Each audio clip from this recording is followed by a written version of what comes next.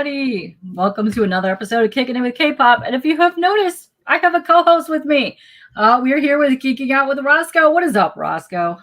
What is up, Kpop? Thank you so much. I appreciate this opportunity. Thank you. You're so welcome. You're so welcome. I knew the moment that we lined our guest up that there was no way I could do this without you on here, as you were like the #1 YouTube expert on all things Darkwing Duck. So I had to have you on here as well.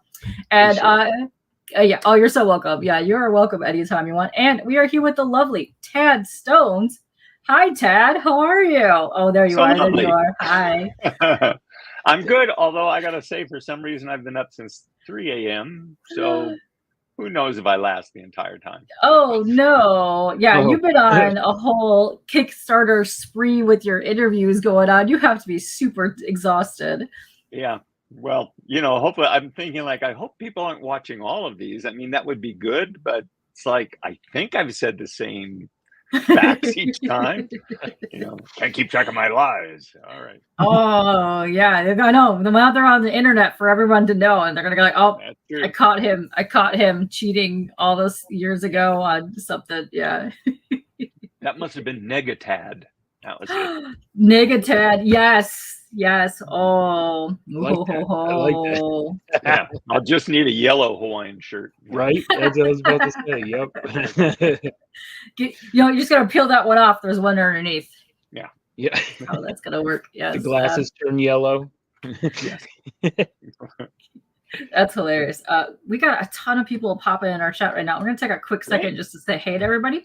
We got Kev. Right. What's up, Kev? And all the way from New Mexico, we got Las Cruces. What is happening, Las Cruces? What up, Las Cruces? Steve's in the chat. Best mod of all time. My mod. We have Glenn all the way from UK. What is up, Glenn? How are you doing? All right. Yeah, Glenn is already dropping all your links, so that is great. And then figure drawing. What is up? Yeah. Yes, we got all that going in there. Because if you guys don't know, we're going to be talking to you about your Kickstarter that we have going on for your Darkwing Duck graphic novel. I see somebody says my grandma made a Darkwing costume for Halloween. So how did she look? Oh, I gotta get to that. Man. Hopefully, Pictures. I want to see grandma's picture. Dude, you have to tag Tad in that. If you have that available, send it to one of us, and we'll post it on the screen so we can see this. Mm-hmm. And what's Agu? What's up, Agu? We have Tate in the chat. What's up, Tate? Let's see. We got Phil, co-host of Between the Lines for you right now. We got that happening in chat. Let's see. Joe, I am the terror that flaps in the night. That's exactly. Right. Up, Joe. Exactly. We're all the way. There's a lot of people chatting. What's up, Aaron? How are you doing? Hey, Rob. Oh, that was Dan. Oh. If you have a picture of that right now, send it to me, and I'm gonna post that during this. We have to see that. If you have that available, let me know. Okay. I'm assuming he's saying that grandma made the costume for him, but still, who knows? Grandma might have been a huge fan. She might have been. You know, that checks out. She probably made it for herself, and he probably just took it. Yeah. It could have been the case. I think so. What's up, Bugs? Frank Aragonis, who was the co-producer and main head of story on the new DuckTales, he was Darkwing Duck for Halloween three years in a row. And he also got out of a book report in grade school by reporting on a Darkwing Duck episode instead. So that whole show is made of Darkwing fans. That's awesome. There are so many, and it's amazing because I think all of us grew up watching pretty much every one of the shows that you have either worked on or created over the years, because that was our childhood. Yeah. There's definitely a certain window. You know, I started my first show was the third season of Gummi Bears was me, and then it was Rescue Rangers, Darkwing, and then I pitched like original science fiction shows, but instead, because I had started in Disney features, they said, no, we'd like you to take over Aladdin, and then did the direct home videos, and then Hercules and Buzz Lightyear Star Command, and a little bit of Atlantis, which would have been really cool. Didn't get to do. Classics. Yeah, we talk about all of those all the time. I don't care what show we're on, we talk about them all the time. We're huge fans. And you can't tell he's got a slide back there of Darkwing Duck. I got a I got a newsstand issue number 1, 9.8 back there. So all right. So here's some of my oops, I'll never get the hang of this. These are it's everybody. People were asking like, where did those come from? What toys are they? Yes. And it's like, no, those are the maquettes that were made by Kenny Tompkins, one of my character designers. He actually did sculptures of all those. So I think that's the only one of the few complete sets. I know, like Len Yulee, who wrote the first script of I'm getting better at this, at Megavolt. He bought one, and but those things are gorgeous. And when people wanted to do Darkwing masks, I'd send them photos of the sculpt, but they never followed them exactly. And then of course there's Hellboy stuff, because I did, I have a Hellboy wall too. Yes, Hellboy, let's go. Yeah, wicked original artwork there. Oh, with the glove and everything. Oh, that's awesome. I love that. Dope. Yeah, we're all really big fans of that. I'm so excited to get to talk to you. I like that. I also like that Darkwing in the corner over there with the cape. Oof. Oh yeah, that's a recent one too. And that's cute. This is anything that isn't the same questions. This is great. Let me try not to break it as I pull it out. And I want to say this is Diamond Select who did this one. Wow. That's wicked. I think they'd put it on the bottom, but they have not. They did a really, it's even got holes on the back so you can hang it on the wall like that. They did a really unusual thing with the cape. From certain angles it looks really cool. Others it's just kind of confusing. The way they hold it, but still it keeps it looking different than anybody else. Yeah, that's a unique take on how to do that, because normally it flaps behind and that's going up below than out. That's well, it's always So, anyway, that's cool. You can hang that up on the wall. That is awesome. Exactly. I didn't realize that till just now. That's dope. Whoa. Is that a cell over there from from the show? That isn't from the show. That was what about this one? Obviously, you were talking about. That's it was a birthday card basically to me. They did a special mock-up in a cell, and behind that mat they all signed it. Cool. However, then once it was done, it's a gorgeous piece. It became a publicity piece, so you'll see it printed here and there. That's awesome. I do have some cells here and there. Let me see. Yeah. Well, that's what you were talking about the EXP, and I love it that you said that you would go dumpster diving in a Hanna-Barbera dumpster to pick out the cells out of there.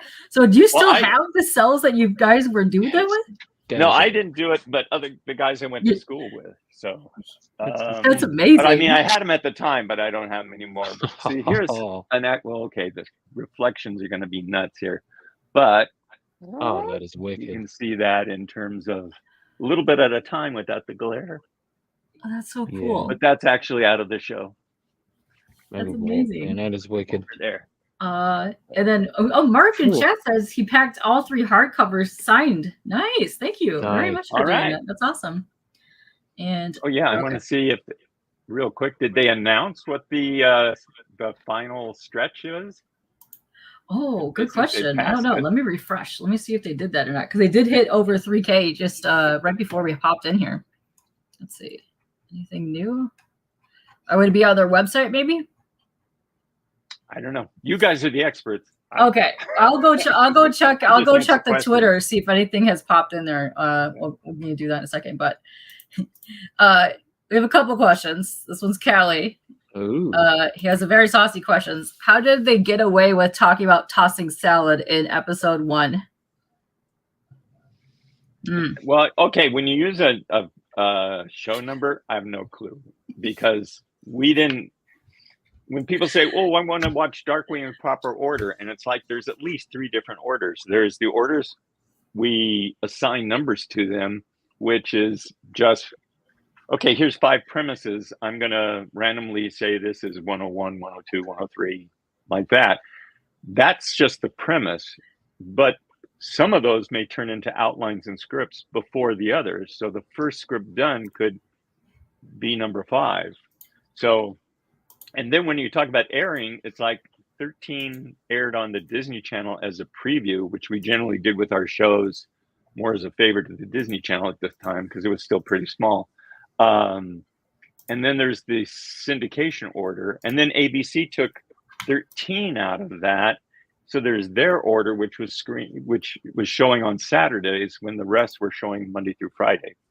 So Tossing Salad was perfectly innocent, I'm going to say. The actual first script that was done, it's still one of my favorite episodes because it was the script I wrote to show the writers how this wasn't a normal show, how it had a lot in common with short subjects, was that sinking feeling with Professor, well, he wasn't a professor, Moriarty. And in the third act, it's in a baseball stadium, and without explaining it, suddenly they were all in baseball uniforms.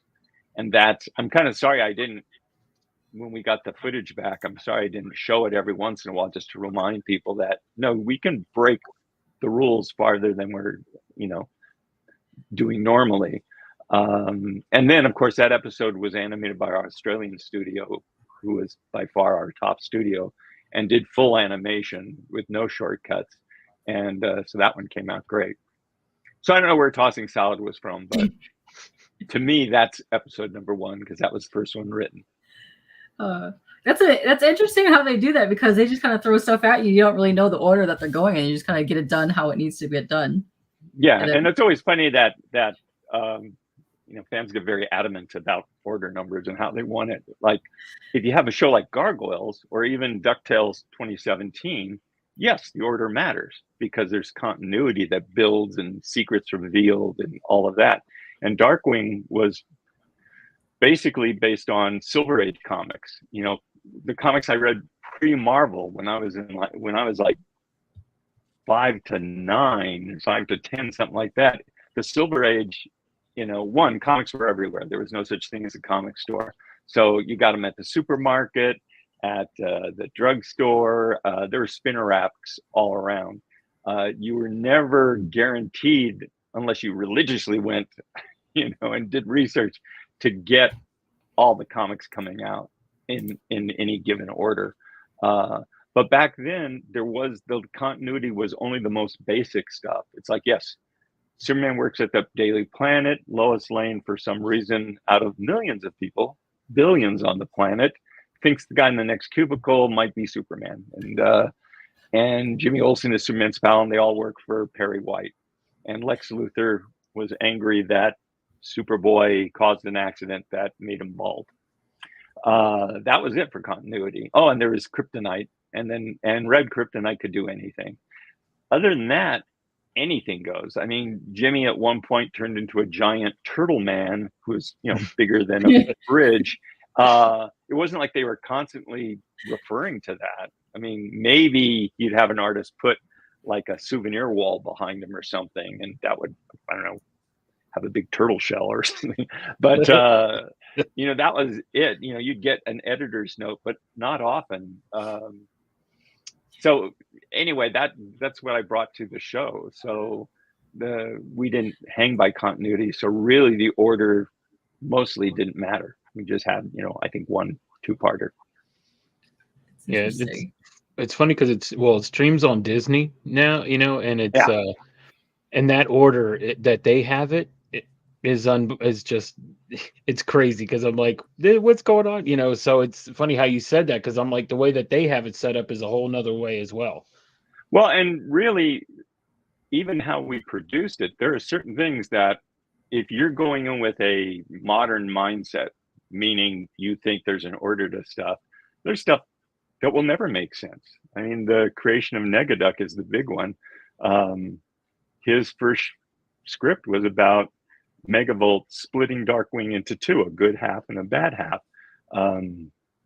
We wondered how it would go because Jim Cummings was doing both voices. We wanted to make sure there was separation of personalities, and even more likely, how would overseas follow the storyboards when the character looks exactly the same, other than this mask would be shaded in darker because that's the guy wearing a black mask. For the most part, that went okay, and Jim, of course, was brilliant. At the end of that, I've told this a million times, but at the end of that episode, I said, Jim did great.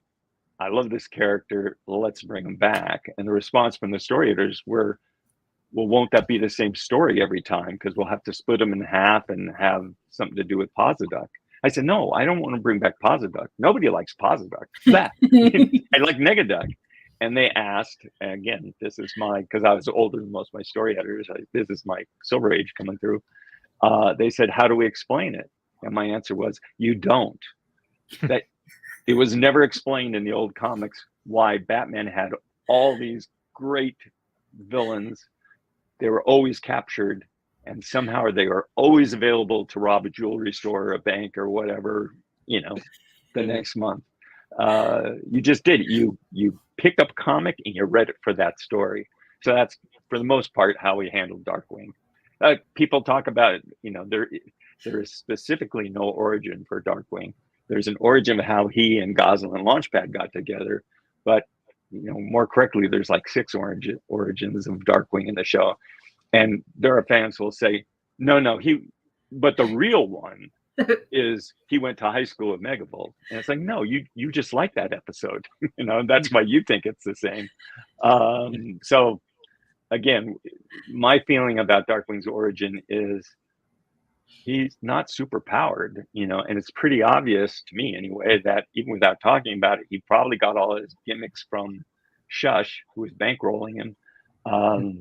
So what's to explain? I certainly didn't want, some tragedy with, his mom losing her pearls in an alley, because he lost his parents or something. So it was like more fun to come up with more origins. I like that. Awesome. Yeah, I also really like that too. And so my favorite part of any kind of comics or cartoons, I love the villains. Those are my favorite. So all the weird wonky villains, that's my go-to. I as soon as I see one, I fall in love with them because I don't know, I just like their backstories better and villains, just villains. Who were your favorite villains in Darkwing? Of all time or in Darkwing? In Darkwing. Oh, I forgot his name, but what's the Jester guy's name back there? Quackerjack. Yes, I love him. I love him. Taurus. Taurus is my guy. Taurus Bulba. Interesting. To me, I was bored with Taurus Bulba. I mean, he was made to be a formidable villain. I mean, so he came off that way, and we brought him back and made him into a cyborg, basically. And there was a cliffhanger, as I recall, and people said, "Oh, you didn't finish that story." We didn't have a story. It's a cliffhanger. You always put one on there, unless you see the body. He's still out there. For me, my favorites were Megavolt and Bushroot because, especially Bushroot, because he had kind of like a sympathetic personality, which made him more interesting to write for. Because really, he was just trying to make the world a better place, and then he was trying to impress a girl, and then that led to him being turned into his plant creature, and then he tried to create his own bride, and ended up with a vampire potato. So, and at the same time, you could mow him into little bits, and he would grow back. So that's why we were able to wrap him in plastic and leave him a husk in Twin Beaks. And Megavolt. Between the writing of Lynn Yulee wrote the first script, but one of the writers, Doug Langdale, who went on to do Earthworm Jim and Dave the Barbarian and the Book of Life movie, he just he had a knack for Megavolt. When Doug did a script, one of my favorites, in fact, that cell I showed you might have been from the episode.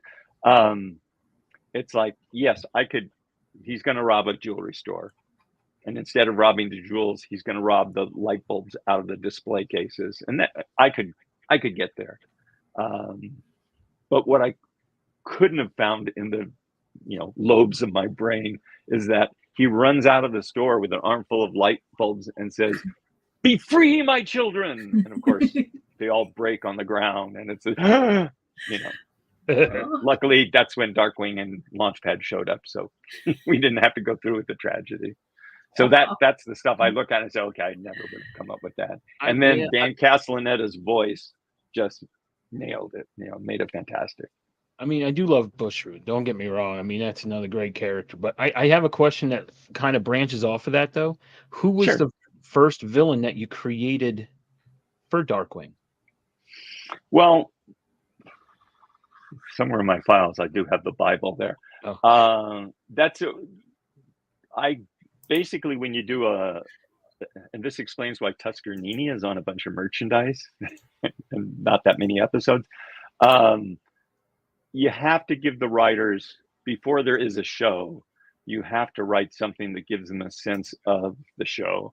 So you do a Bible, you describe the characters, and hopefully within those descriptions, you might come up with little scenes that gives them the idea of the type of humor and the tone or whatever. And then to get them started, I came up with some villains. And now I'm trying to remember who was in the Bible. Tusker Nini was definitely one.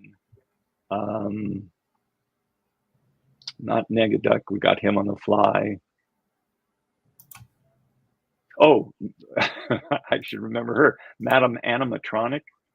Anna Animatronic, because she hated humans and built audio animatronic animals. She's in the background of one episode.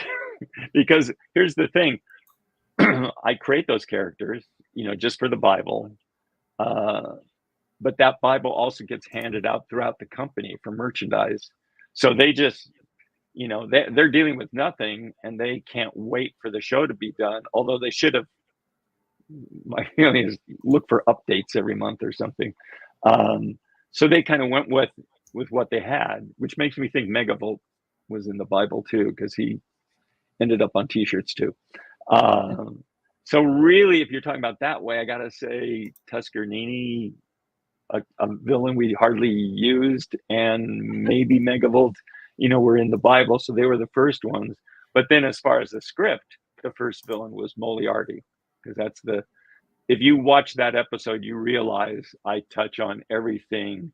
All the relationships are there. That's in the opening titles when Goslin jumps on Darkwing while he's in bed. That's from that episode. Honker actually has a more specific role in the show. The idea that kid was such a genius, he could put things together in a Rube Goldberg kind of way. And we specifically did in that episode. And then again, it kind of slipped away from us. And we, as long as we played the personalities and could bounce off each other, that was the most important thing. Awesome. Yeah, I was curious. I wasn't sure who was like the first villain that you created. Technically, if you say who's the first one to come alive, it would have to be Moriarty. Okay. Excellent. There's a lot of people in chat that are giving you so much love right now. So it's just awesome. I'm just trying to catch up because I have 13 star things in here. I'm just trying to say hey, get to that about. Okay. Ooh, you like Steelbeak's voice? Oh, I do like Steelbeak too. Steelbeak, speaking of Steelbeak's voice, that's Rob Paulson, who's known as the Brain, or excuse me, as Pinky in Pinky and the Brain.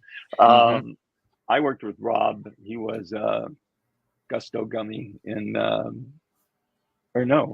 Gusto Gummi with R.D. Deco, the bird, created by Jim Mega and Art Vitello. Anyway, I used him in my third season, and I loved working with Rob. And Rob would joke, all the voice actors would joke around with voices as they're talking to each other while we're discussing things in the booth. And Rob had that voice that he would play around with, the Steelbeak voice. And I specifically created Steelbeak with his voice in mind. So there's cool. A bit of trivia. Awesome. That is really freaking cool. He also voiced Raphael. Yeah. Oh, Rob's, when you look at credits, Rob's up there with Jim Cummings and absolutely. And Tress MacNeille and Corey Burton. Just classic. Because the other thing too that people really love about this series, they have some of the most recognizable, I think, theme songs of all time. Like we sing them all the time. Like I don't even care where we're at, we just start busting out all these songs, which is amazing. I love that. Well, they really put an effort into making catchy theme songs, and especially after DuckTales. It was like, yeah. Everybody said, okay, we need something like that. In fact, Rescue Rangers, the theme song that I wanted, we actually ended up buying the music to, because when you listen to an episode and they go into action, you'll hear the dun dun dun dun dun dun. That's actually was a theme song, and it was very much a very straight. You could see people marching, to it, and I liked it because of the humor side of it. Meaning these are just these little guys and have this overblown theme song. But Jeffrey Katzenberg wasn't having that. I mean, he wanted something catchy, and so that explains the Chip and Dale. And then Darkwing doesn't have obviously that kind of same rhythm thing and callbacks that DuckTales had. But Let's Get Dangerous. I ordered my writers to use. I said, look, this is his slogan.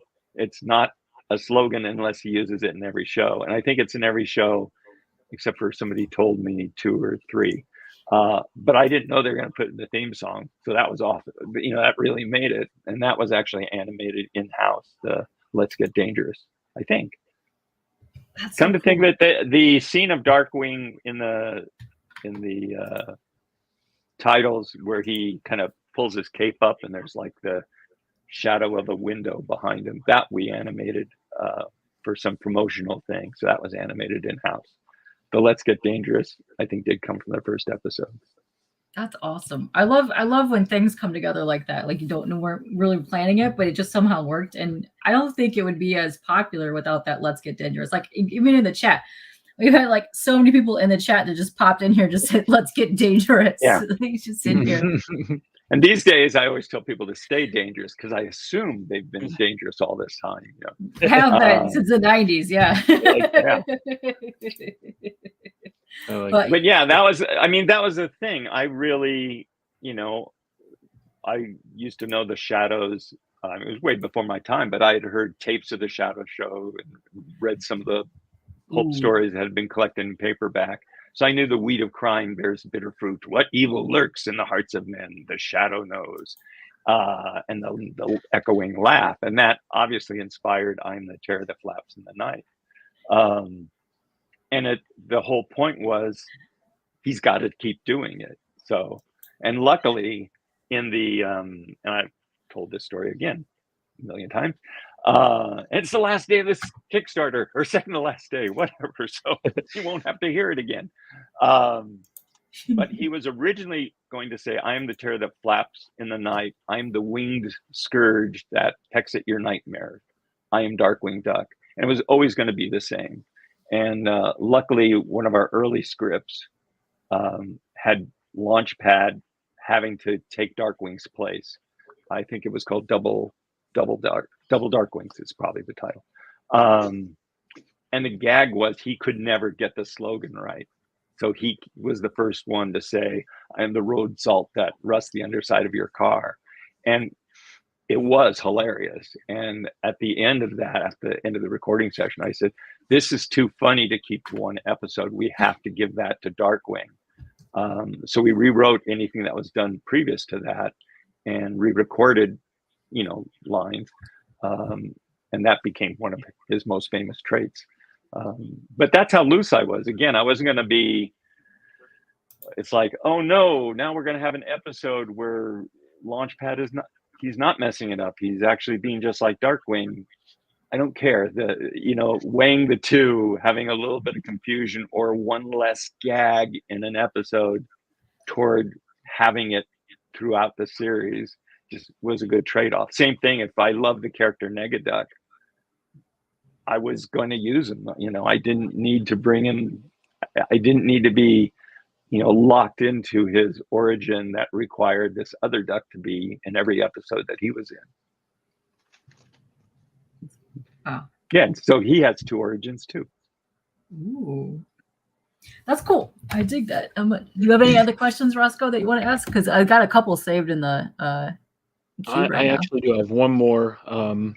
Because you've talked about him a couple times now, and he's definitely the voice of my growing up. But how? Because you've done a few shows with him, but Jim Cummings, how close are you with him? Like, what is your relationship with Jim? Well, I mean, I've been retired since 2016, and before that, when I left Disney in like 2003, and in the shows after that, often the casting wasn't left to me, so I couldn't use the guys that I just loved using. Sometimes. Anyway, I had used Jim or he is already part of the Gummi Bears. He took over Paul Winchell's role when Paul passed. And I used him when we did Rescue Rangers. Jim took over for blanking on the name,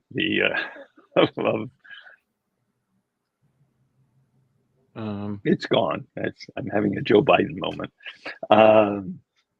Anyway, Jim did basically we'd record those shows with just 4 people. Peter Cullen, 4 people in the room. It was like Corey Burton, Tress MacNeille, Peter Cullen, and Jim.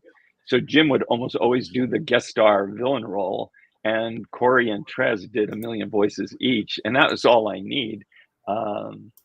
And then I switched to Jim being Monterey Jack, and he still had all these other voices he had done. But he was his sense of humor was great. It was just a great team. So going into Darkwing, I don't have a clear memory. I just have to say, logically, other people must have tried out for Darkwing. It just only because even though I would have picked Jim anyway, I don't think management would have let me have that kind of decision making. I know my boss wouldn't have. So I just, it would be interesting to hear those tapes because they must, they must be out there. After we picked Jim, and Jim was so great to work with. And when you hired him, I've got all these billion voices he brings with him. Jim kind of, came in with that voice. And then Ginny McSwain was the name of our voice director and casting director. And she would feed Jim back stuff. So the one I remember the first time it happened, Jim had a flat sound that if you dropped something heavy onto Darkwing, instead of just doing an oop, he'd do this kind of squash voice. And I remember in a following recording session, he did like an oop or whatever. And she said, no, do that squash thing again. So they went back and forth and feeding that to him. And then some things that I'm pretty sure Jim improv when he went, yip, he'd do that. Those were the tapes that I played for, the story editors and the writers. And they began, that yip would start being a line of dialogue and all the things. So even though Jim is not the voice of Darkwing internationally, because he, in all the English-speaking shows he is still our Darkwing, the one that we listened to that helped build that character that we would feed to him. And it was like a creative feedback loop. So not just between Jim and Ginny, it was, between the writing staff and the tapes everybody was hearing. And of course, that was the same for Megavolt and Steel Beak and Bushroot. Those voices were so distinctive.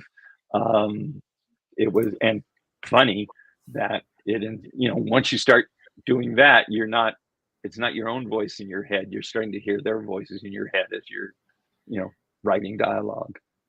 That's amazing. It really sounds like you guys had a really good dynamic and like just work scene behind the scenes. And I think that's awesome. That's also how you get really creative with each other too. And oh yeah. And we were given a lot more leeway than later shows, because in the early days of it, certainly more than anybody has now. In the early days of Disney Afternoon, it was a very small division, and so we didn't have a lot of time to do these shows, nor a lot of money. But you would get a lot of notes through development. I mean, we develop things and then present it, and you get feedback and you hone it down. So finally, you end up with, here's the pitch that we're going to sell the show, not just internally, but to all the television stations and the syndication networks. And they were just like Xerox, cards that we colored in with markers, and then, the lines would be written on the back so you could read the back of the card, flip it down. And eventually my boss took over that pitch as it went across the country to, all these syndicated networks. And I forgot why I started that story at all. Where do we start from? I've been so good on all these interviews, not doing this, and you guys are getting that 3 a.m. wake up call that I had. All these guys in chat are loving this. They're loving the behind the scenes deep dive on this. They're really liking this, which is awesome because I love hearing about this stuff. And if they ever re-release like all of the episodes of Darkwing and all these other ones, it would be awesome if they could get some of that behind the scenes, like the voiceover work, and put on there for like extras. I would love to see that. Yeah, but a lot of that stuff I have, I suppose if you go to my Facebook page and scroll back far enough, because every few years I put it up again, only once did I go into the recording session with a video camera. And I did it as the cast was rehearsing the episode Just Us Justice Ducks. So we had more than a dozen people of these hugely talented voice actors crammed in as they went through the rehearsal. Now the rehearsal happened at lightning speed. Jeannie McSwain is like, it's like a table read where, whoever's running the table read is saying the stage directions, describing the action going on.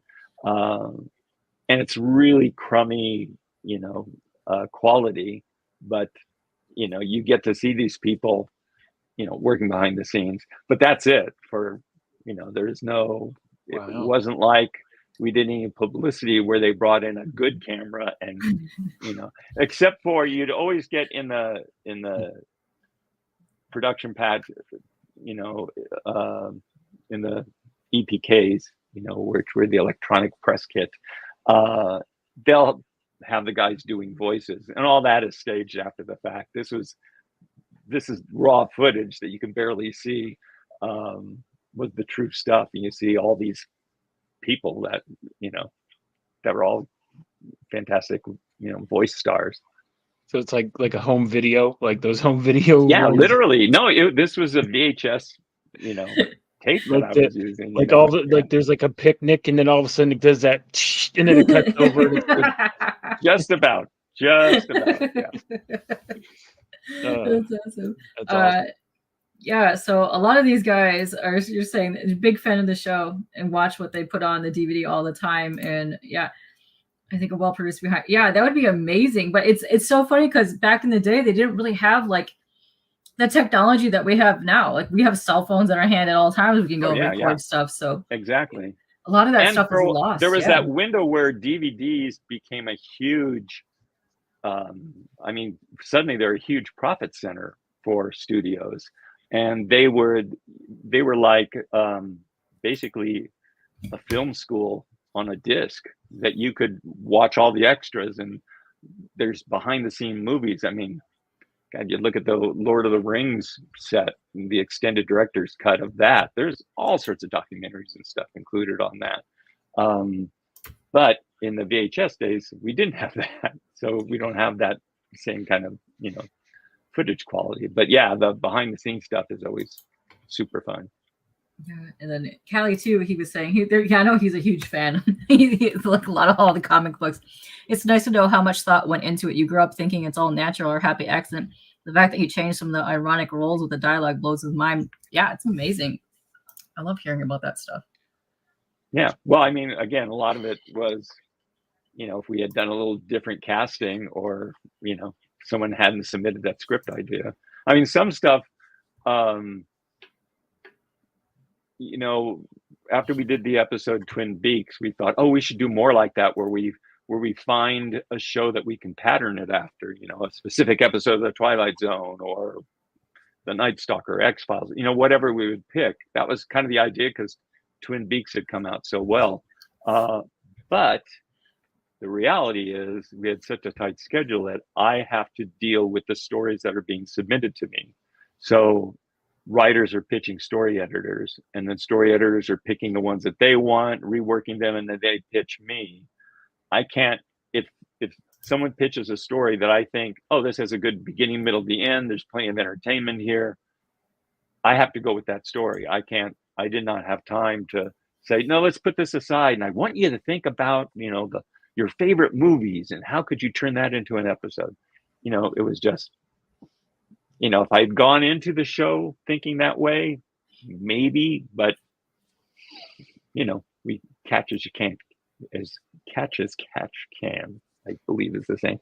You just had to go with what was on the table.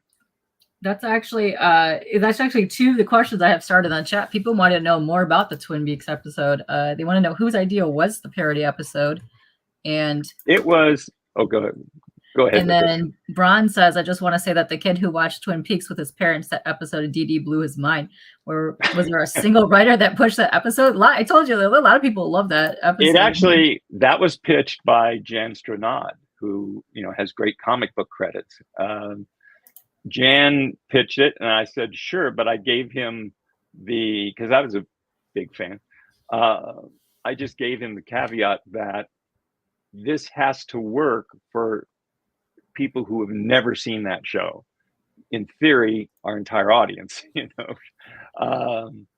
So he took a shot at it in his outline, and the problem was there were a lot of just thrown off things that were. It's like, oh yeah, there's a log lady in the show, and there's, it really was for the Twin Peaks fan. And I said, it can't be that way. And then in going back and forth with him, I realized it would be unfair to have him continue. I mean, I love the idea, but it was so arbitrary on how far you could go, to my taste, that I said, I'm going to take this one over.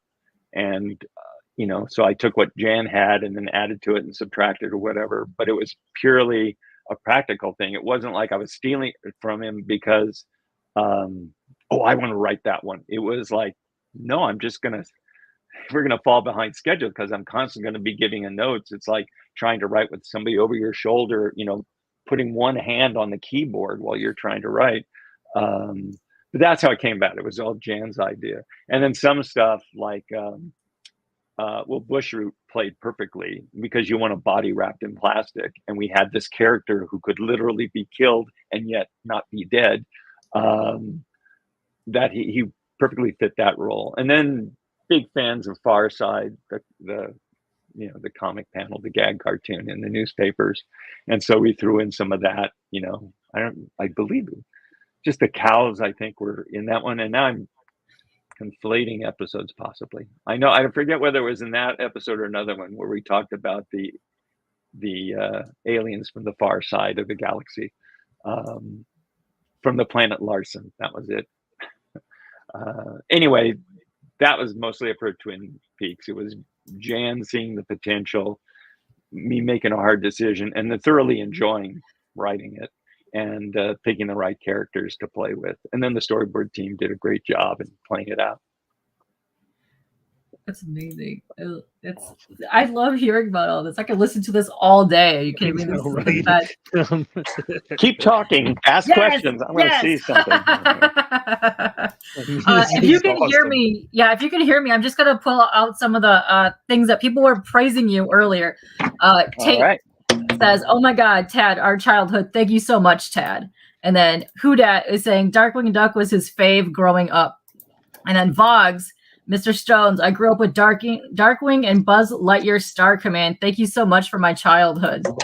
You are quite welcome. And I do. Before anybody asks the question, I do not know why Buzz Lightyear is not on Disney Plus. If John Lasseter was still part of the company, I would blame it on him because John was not a fan of our show. And I'm not going to be able to yank this out of here. Well, John felt, and again, this is secondhand. I mean, I know John, but basically his version of Buzz was that Buzz was based on basically a straight science fiction show, for closer to a straight version of Space Ghost, not coast to coast, but the original show or an action adventure show. I love I'm going to have to give up yanking this stuff out. Oh, be careful. Crazy because I believe I have maybe the original art, the pitch art of Darkwing. But it's actually under the original pitch art of Buzz Lightyear. So, and because of how it's slammed in there, you're going to see none of it. So I'll give it a few more seconds. Anyway, because of that, he just had a whole different, mental image of that show. And so even though Pixar did our opening and we had done it, we kept them updated on what we planned to do. Our goal, we had to come up with something that suggested some of the humor that was in Toy Story. And Toy Story was based on a guy being a fish out of water. And we didn't have that. We had a fish in water because Buzz was supposed to be the hero. And he was in space. And, sorry, people. You're good. Yeah. No, people are still asking questions. No, this is all fascinating. Take your time. You okay? I'm fine. That was a whole lot of effort for nothing. That's okay. Next time.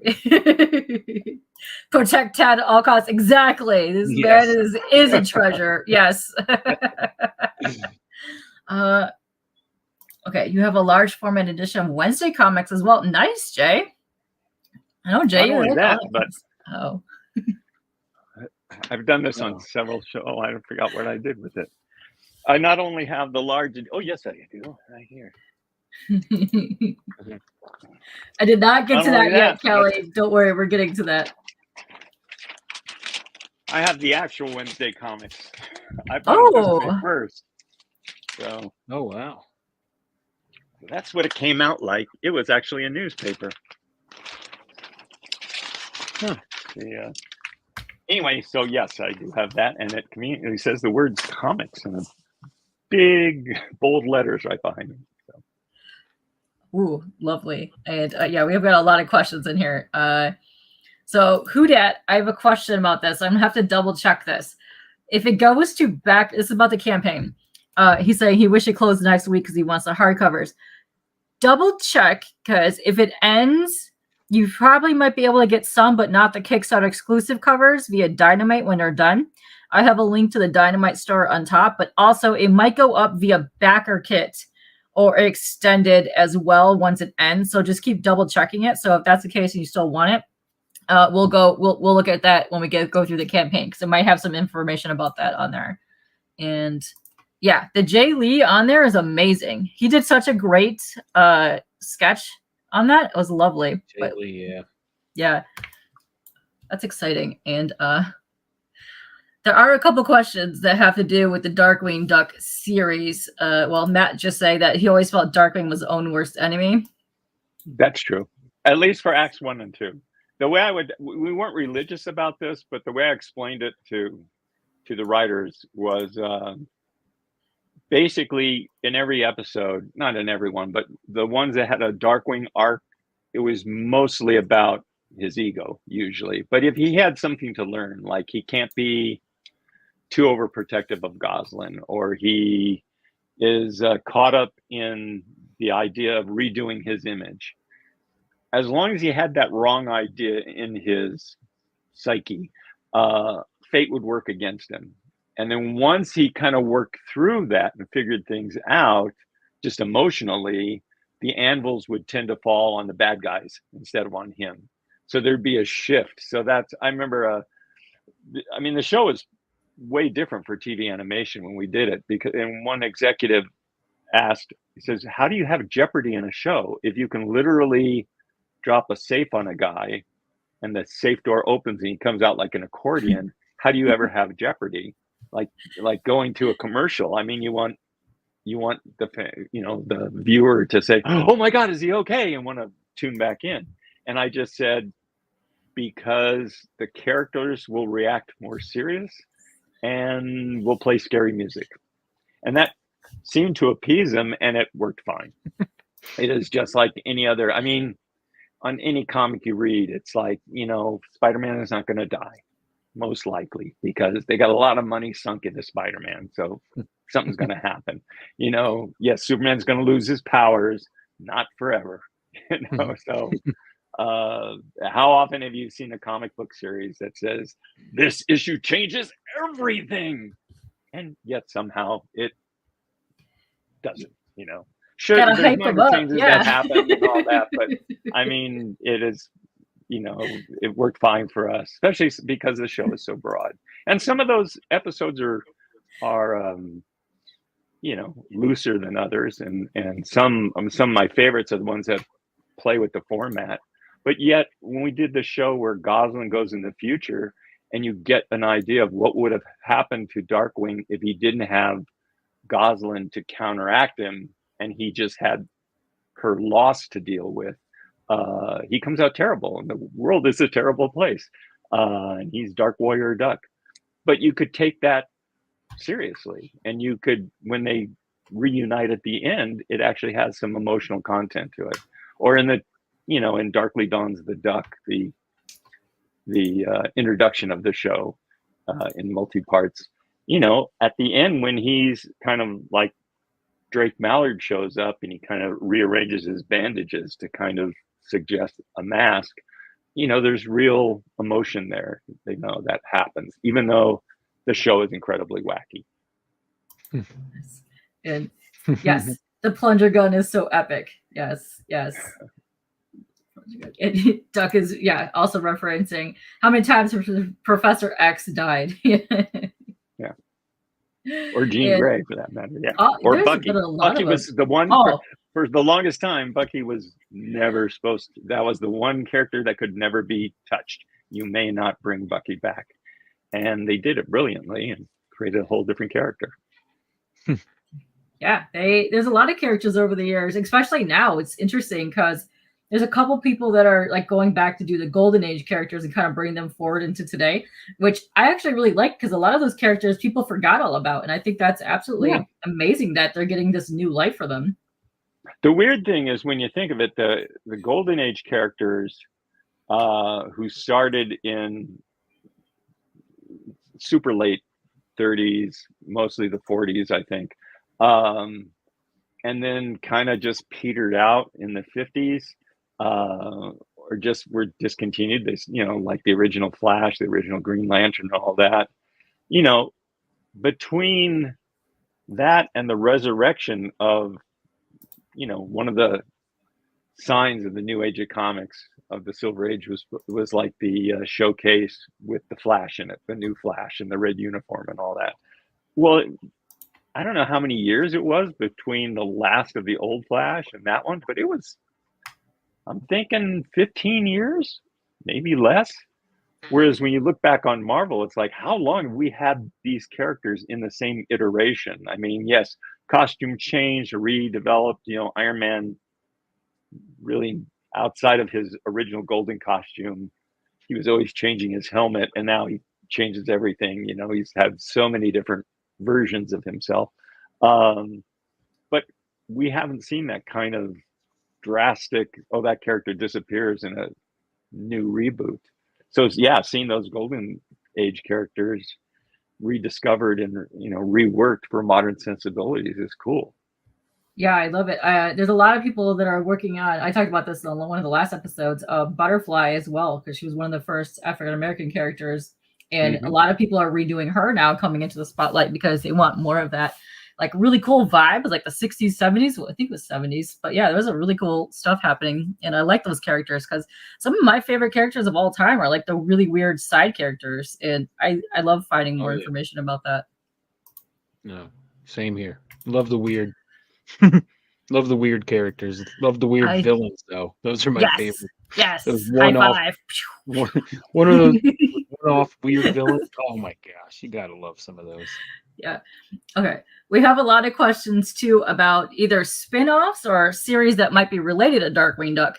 Because I know a lot of people like questioned this as they were coming out, because you had so many series that came out. You had the Chip and Dales. You had even just like all of those Disney shows that came out in the 90s, and people want to know, was Tailspin, a Jungle Book spinoff, but also they want to know where'd it go.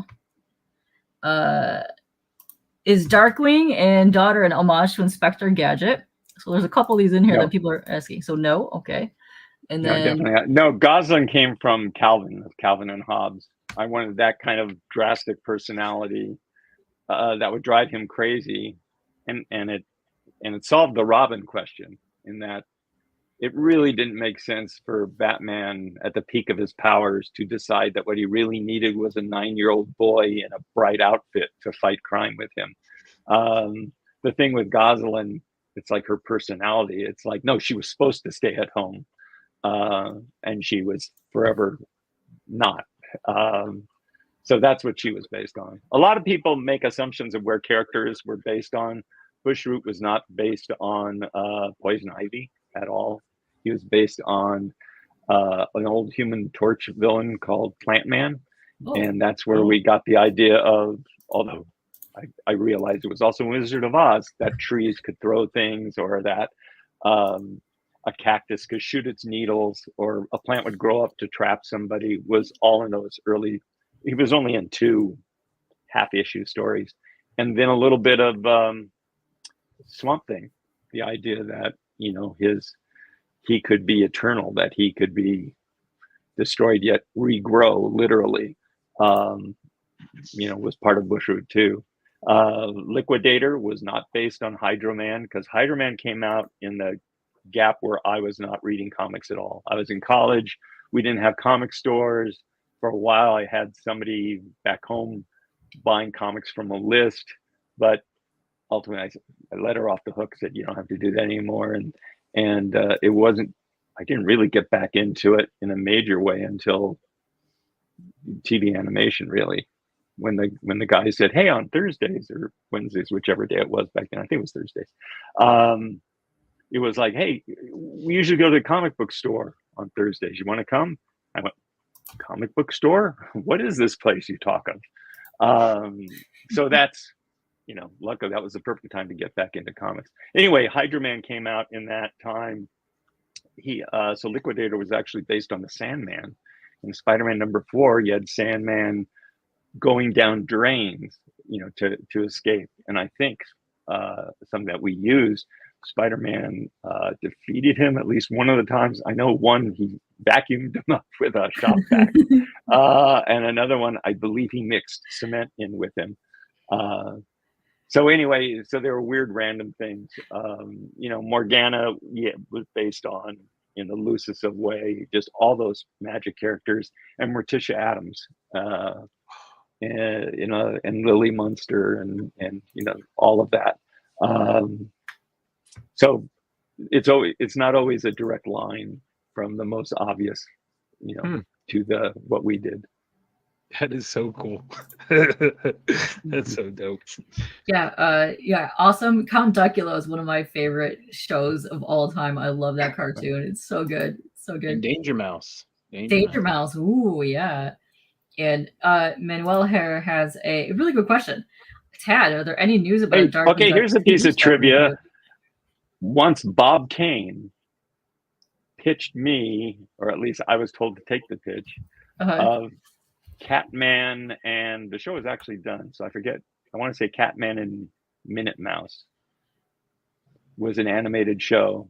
So I have one of the creators of Batman. I mean, obviously the guy who always took the credit for the creation of Batman, you know, pitching me this animated show of, you know, this superhero cat, which I passed on. What can I say? Oh my! So, What? Wow. That would have been awesome. Are you ever able to bring that back possibly and rework that? No, because it was just, I mean, it was an animated show, not by Disney. Okay. And it's basically, people asked about spin-offs. Disney wasn't geared that way. Even Darkwing started as 00 Duck, and my express orders were not to have it be Launchpad. There was an episode that was that way. It had to be a new character. You know, we brought in characters from DuckTales just because we thought we had stories there, but we never looked at whatever continuity. I mean, the two major ones, of course, were Launchpad and Gizmo Duck, and we redesigned both of them, and didn't pay attention to how they were written in the, well, Launchpad we knew, but it wasn't like we had to pay attention. Not that DuckTales had a lot of continuity, but we just didn't want to do the research, so we did our version of that. And fans have got upset when I just described it as, no, it's in a separate universe. And they used to say quite adamantly that, no, it's Launchpad McQuack. It proves it. And I say, no, Launchpad McQuack proves it is a different universe because he looks different. His intelligence is different. He's not a bad pilot. He's a great pilot. And it kind of questioned that, do you know what an alternate universe is? It means like there can be all the same people you know, but they're all tweaked a little different. Yeah. You know, the typical thing is the evil universe, you know, like in Star Trek, everybody evil has a goatee. So that's what I meant by separate universes. Hey. We certainly had a different level of cartoon physics. But it's a standalone show using the same characters. Scrooge could have shown up easily in our show, you know, if we had the right story. And it's kind of surprising we didn't do that. I don't think there would have been even any legal problems with that. But generally, Disney was not. I'm sorry, what? Well, yeah, I mean, when he has that big of a target of money, it seems like a natural thing. And that they certainly played with it in the DuckTales reboot. But Disney wasn't geared to spin-offs. I remember when Greg Weisman, when he was first in the department, pitched a show that made sense on paper. It just didn't make sense commercially. It's like he had, I like Duke Igthorn, and here's this other character who was his good brother, and I forgot who else he picked, but he put together this team out of these secondary characters, and it would have been a fine show, but there was no, Gummi Bears wasn't such a huge hit that some secondary character within it would be an instant spin-off. It's like, no, you have to be Fonzie level to get a spin-off, you know? So, you know, after that, there was no point of spinning off characters in Darkwing. Everything changed after that because they stopped looking for original shows. And we basically were doing, you know, a TV series of the various features that came out. Aladdin being, Mermaid was the first one, and then Aladdin was the first one in syndication. Wow. Yeah, I was really big into those adapted for TV, like the TV series. I watched all of those growing up, and the same thing. Now, like what you were talking about, like back in the 90s, people probably didn't really want a lot of those spinoffs, but they would probably be huge today because of just how big the fan base is for those, especially Gummi Bears. People love Gummi Bears. You know what? Here's the thing. I don't know. Everybody assumes fan bases are of a certain size. Yeah. I don't know if it's true. We all live in our little bubbles, you know, that algorithms feed us. So you say, everybody I know wants that. Well, how many people in the real world do you know? To get into politics briefly, all the campaigns right now have made a bunch of money, you know, getting donations. They have to figure out how to spend it, because it used to be that you could buy commercials in all the evening news broadcasts and you could get your message, positive or negative. You could say, oh, I knew I hit this many million people. But people don't get there, especially the younger half of the electorate, don't watch the evening news anymore. They get a lot of their news online out of minor groups on TikTok and all that. And you don't have that same control. So the whole, you know, media world is different. So right now you think there are a lot of fans of something, but comparing like Gargoyles and Darkwing finally hit 300,000. You know, I think Gargoyles came just shy of 1 million. So I'm going to say, you know, Darkwing has you know, has been a character at Disneyland. I don't see the Gargoyles roaming around Disneyland much. But in our world, in the world of comics and animation, Gargoyles is huge. So my feeling is DYMANITE has done a great job I was really surprised that they just didn't put out a Darkwing comic. Even before there were many issues of Darkwing out, they didn't like wait to see, well, how many copies is it going to sell? They said, no, we're going to do a Negaduck series, and we're going to do Justice Ducks. We believe in those. And I'm really pushing them, at least whenever they put me on a podcast, that I would love to see a 6-issue limited series of each of the characters in the Justice Ducks, except for Darkwing, to go ahead and make them totally different, because Morgana could have a supernatural tale. Neptunia has an undersea adventure, and it doesn't have to be like fish people or whatever. You could say, no, that's the ghost of Davy Jones down there. Stegmutt could be this innocent, that much like Captain Marvel is a very innocent character. Stegmutt, could fight crime without realizing he's doing it. Gizmo Duck, you have all the Superman franchise to play with, all the Iron Man franchise to play with. Here's the hero that everybody admires. You play with those conceits. I just think I would love to see them do that, and then they can collect it into a new Kickstarter next year. So. I'm down for that. Yeah. Let's go. Let's get this going. You hear that, Nick? I know you're watching probably, or possibly on the rewind. Let's go. Nick, wait, excuse me. Nick came up with the weirdest idea. So that's nothing. Nick is the one who said, we do have the franchise for Gargoyles. He was pitching a Darkwing Gargoyles crossover. Now, Greg Wiseman, he was the, even though he was newer to the department, he was actually the executive in charge of giving us notes on our shows. There was always an executive who's supposed to know these shows, but is still not part of the creative process, who would keep you on track, saying, hey, you pitch this as an action adventure and you're getting into sitcom territory, or vice versa, or whatever. Well, Greg knew exactly what we were doing because of his background in DC Comics. He knew all the Silver Age stuff.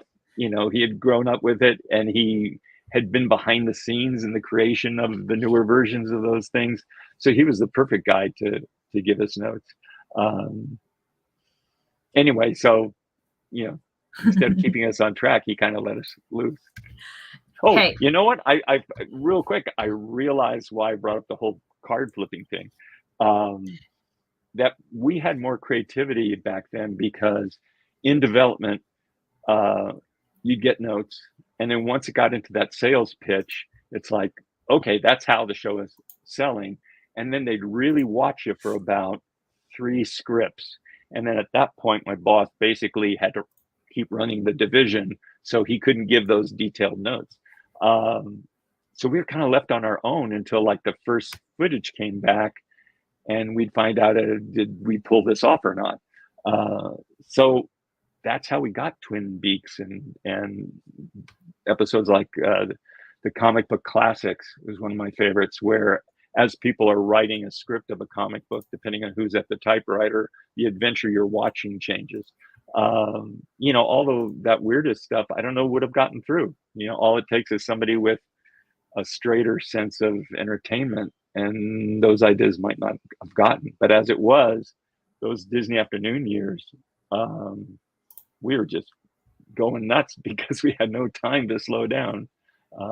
As opposed to, my sense of it is now you'll have production executives, people could actually say no to your project actually being one part of the team.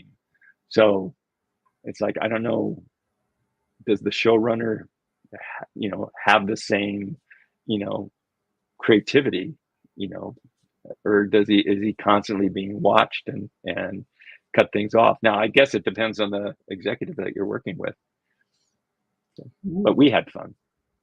It sounds like you're still having fun. Right? Well, I'm having fun talking about it. I'm not doing it. Although actually, you'll see at the $150,000 stretch goal that passed, they put out an ash can of an upcoming Darkwing series, and I actually did the cover for the ash can, and in fact, have done covers for the series. So there's more to come. I'm just hoping that there's more spin-offs that they surprised me with. But the Darkwing Gargoyles crossover Nick talked about, it would have to be pretty crazy. But Greg as I say, was our executive. Nobody, he knows Darkwing. He certainly knows Gargoyles. And it would have to be a multiverse, these two universes fall into the Mad Magazine universe or something.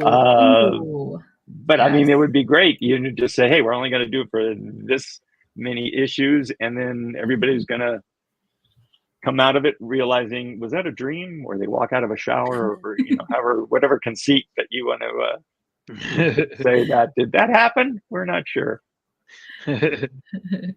Okay, so we have a couple questions that I've been saving the entire time, and I want to ask this one because this one is for a new person that's been in the chat. I kind of highlighted earlier, but we didn't really get too much on it. He says, "Are there any news about the Darkwing Duck TV show reboot? Do you have any news about that?" Yes, only in the most ignorant way. I was signed on to be a consultant, and again, fans have a different idea of what a consultant is because they said, I saw a post saying, well, Tad Stone's a consultant on it, so they're going to do it right. And it's like, no, what a consultant is somebody you pay to give an opinion that you don't have to listen to. You can listen to it, but you don't have to. Anyway, the last time I was aware of stuff is I saw early written stuff of kind of a multi-part series outline that, I don't know, could have been just the introductory episodes. And then I saw a practice presentation that they were going to do for someone else. And that turns out was a whole different creative team that is currently on it. I don't know who's on it right now, but I will say this. It is being done by Point Grey Pictures. That's the company that Seth Rogen is a part of. And I think they did a fantastic job on Teenage Mutant Ninja Turtles, Mutant Mayhem. The idea that they did the obvious thing was so clear. Is like, no, why don't we write these guys like they were really teenagers, not just superheroes that we call teenagers. I just thought it was brilliant. And the trailer I've seen for their 2D animated series, which I think comes out at the end of the summer, that looked great. I mean, so I'm just hoping that the same magic they put into that is gonna, hit Darkwing. Yep. So I have nothing. I mean, I will say this: the most optimistic thing is I think they're still developing it. You have super talented people overseeing the grand development, but I have no details on it. Okay. So I believe I can say all of that without getting into trouble. Whatever. I'll find out sooner enough. Well, too late now. No. Oops. We'll edit that out. Don't worry. Yeah. No, nobody saw. There's 72 people watching. They weren't paying attention. But Duck Bacon and saying Darkwing and Hellboy. Austin says Darkwing and Cable. And then Naked Duck and Strife wreak havoc. I want to get to a couple of these older questions in here. Callie has a question, and he wanted to know: did Disney ever try to force a Mickey Mouse type character into Darkwing Duck?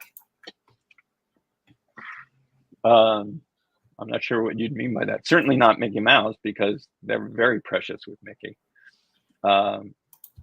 In the original, when Michael Eisner started the company, at the end of his first week, he had a meeting at his house about TV animation. That's how important it was to him. Now, technically, I was on vacation, and I got a call, and I was, of course, following everything in newspapers. I got a call from this guy who said, "We know you're on vacation. We know it's a Sunday. Do you think you could come to this meeting at Michael Eisner's house?" It's like, I think I can make time. Yeah.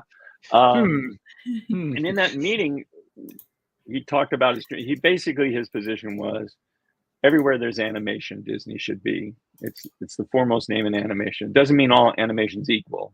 That TV animation has to look like feature animation because just you can't. I mean, you don't have the time or money. But it should be the best in every place that you decide to put your name on it. I had done a pitch for the licensing part of the company when they were looking for things. I did two pitches. One was Sport Goofy, which eventually was done. And the other was Mickey and the Space Pirates. And so I had the artwork for that and just showed it. And they got very excited. And then Michael said, but no. We have to make sure Mickey is too important. He is the core of the company. we have to make sure we can do things right before we, you know, try anything like this. So for that reason alone, I mean, they were very precious in the early days of Mickey.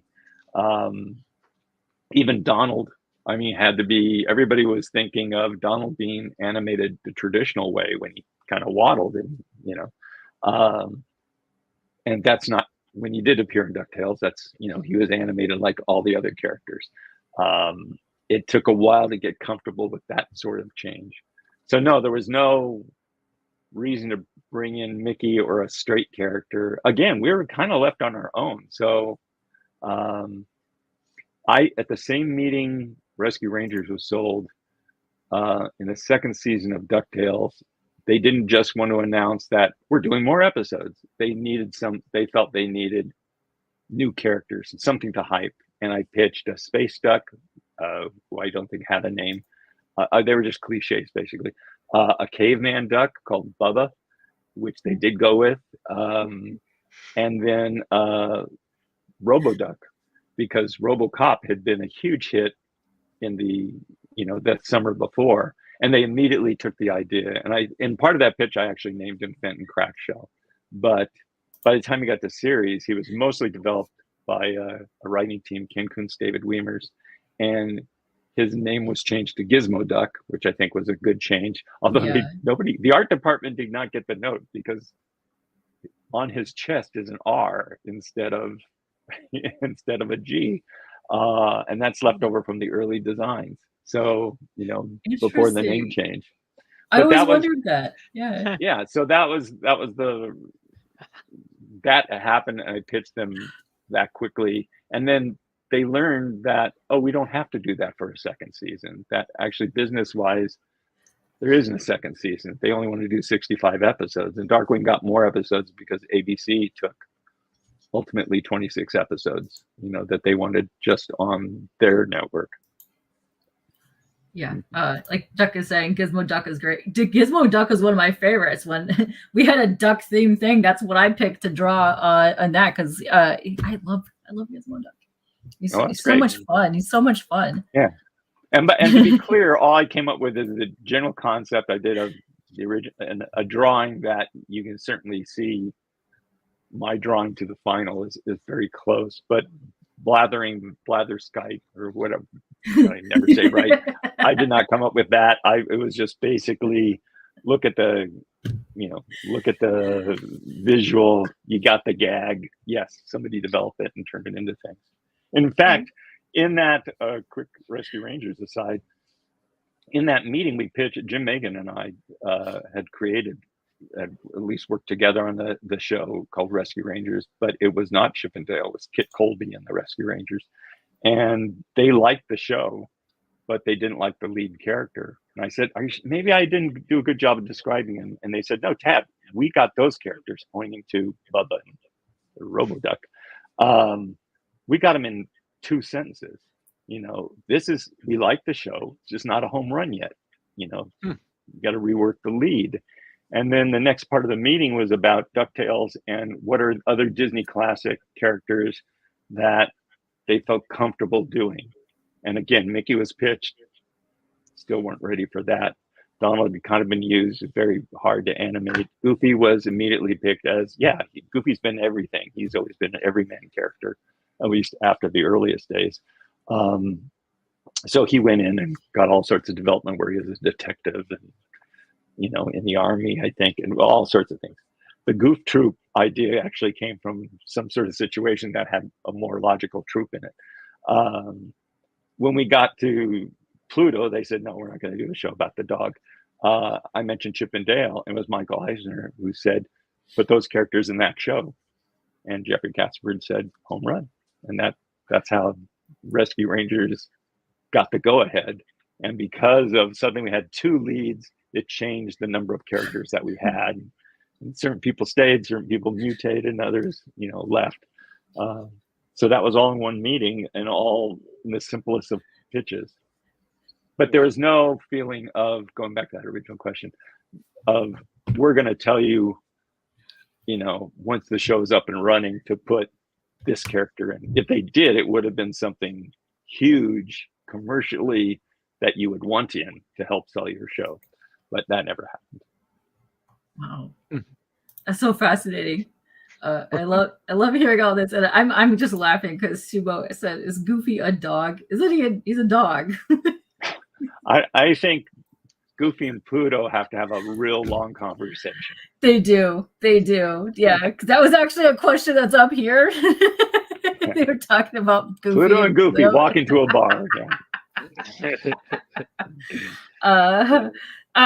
So you've done so much different characters over the years, and we actually have a question about that. Gacy wants to know, who is your favorite Darkwing Duck character to draw? Ooh. To draw, I'm very self-conscious about my drawing. Actually, once I was invited to my first convention, I had been at conventions before, just going, and had even been on panels. But the first one I was invited to be, they're going to pay my transportation and put me up in a hotel and be on panels. I had to come up with something to put on my table, basically. Although I guess I could have just sat there and said, "Talk to me. Who wants to talk to me?" Anyway, I started drawing the characters over and over, so I had original artwork, and I got better at it. And in fact, some of my storyboard guys said, "Hey, you didn't used to draw the characters like this." I said, "Yeah, wouldn't it have been nice if I actually was better at drawing back when we were actually doing the show?" So I'm very self-conscious, about that sort of stuff. And so when you say, "What's your favorite character to draw?" it's more like whatever one Darkwing. Darkwing forever gives me problems from the waist down because I always look at the model sheets. He has very short legs. The show, basically, they stretched out his legs. They had his legs do things that he shouldn't for the model. And so I'm always torn. And that's why I appreciate in the comics where they come up with action poses and they don't even think about it. They just draw them that way. And I'm always like, I'm trying to get this in. So, my favorite character while I was doing the show was probably Gosalyn because of that Calvin side of her, and Chris Kavanaugh's voice. She was just so unexpected and such a great dynamic with Jim. So she was my favorite character. But drawing, it's like if I'm in the groove, any of the characters are fun. Bushroot's fun. I mean, a lot of the villains are more forgiving of me. But like I say, you'll see my drawings coming up on the ash can to begin with. So I hope you still got time to sign up. You do. I think everybody gets the ash can, I believe. I've been posting the link this entire time, but yeah, I'll post it again. I was gonna say, Tad, you're absolutely right with his legs though, because when I draw them, you don't want them to be too long because then it just seems weird. Yeah, exactly. Because he's a short guy. He's actually, In fact, when they were doing the toys, Launchpad is really squat, and the reason why is Darkwing's short, and their feeling is they always want the lead character. I mean, based on something that's totally different from Darkwing, you want your lead character to be big, but that's a limit to the size of the machine that makes the toys. So Launchpad had to be squashed down to, basically fit the same machine that Darkwing was doing. So Darkwing is okay, but his poor pal is kind of distorted. You got hit with the shrink ray. That's what I mean. Yeah, at least parts of them did. Yeah. I still have a lot of star questions in there. So if you guys have questions, put them in the chat. But we're going to get to your Kickstarter in just a moment because I want to go over some of these tiers because I know a lot of people were still wanting to back in here, and we still have under 20 hours left to go. Kelly, I want to know who came up with Zipper. Zipper came up. Zipper was a Bruce Morris at Feature Animation. He was working in story and was doing little drawings of the International AIDS Society, the Rescue AIDS Society. I'm trying to think whether this was the original or the sequel. Time-wise, I think it was whatever. he was working on the Rescuers. He had a little Arab mouse, I recall, and the guy had a fly on his arm, like it was a falcon, and a little mask that he could pull off, and the fly would go out. And that stuck with me. They never used it in the movie, but that little sketch I love the idea of it. So Zipper was in from the first, Rescue Rangers, even with Kit Colby, he was there. And then I named him, and I wondered if I'd get in trouble for that, because the pun of Zipper the Fly was. Yeah. So, yeah. See, you did what my son did. My son did. Years later, when I told the same story, he went, "I never got that." So I never caught that either. Actually, my partner Alan Zasloff thought that Zipper would steal the show because he was so cute, because he's like head and a half high. But the mistake we made with Zipper, and I'm not sure how we would fix it. I mean, we could arbitrarily say he was a much stronger than a normal fly. He didn't talk, and he was tiny, so he wasn't as useful. That when you're writing the script, you didn't think about the fly because he had no dialogue. So we were constantly on, remember Zipper's there, try to come up with business for him. And then that was a general rule for all the storyboard guys, is like, hey, use Zipper, give him a little gag, look for possibilities for him. But he couldn't, in a script, we could use him as kind of a spy, like go out and see something and report back. But that would become very repetitious if we just continued doing that. But anyway, lesson learned there. Awesome. That is so cool. Oh, Zipper. I love that.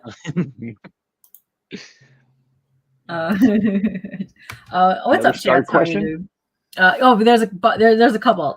Please ask Chad if he remembers working with the award-winning animator James Tim Walker on Darkwing Duck. Yeah, he was one of our timing directors. There's two types of directors, at least. And here's the thing: animation credits, especially when it comes to producers, change from studio to studio. At least back then. And you could have a producer who is, like I was executive producer on shows, and basically everything was running through me, even though I was working with Alan. I mean, the storyboards came through and design decisions and things like that. Plenty of other people had input, but if I said no to something, it would be a no. But there's two types of directors. So there's the episode director, who is in charge of, he hands it out to the storyboard guys. If he has a special idea of the way he would like it to go, he should tell them that, and give it his own taste and all that.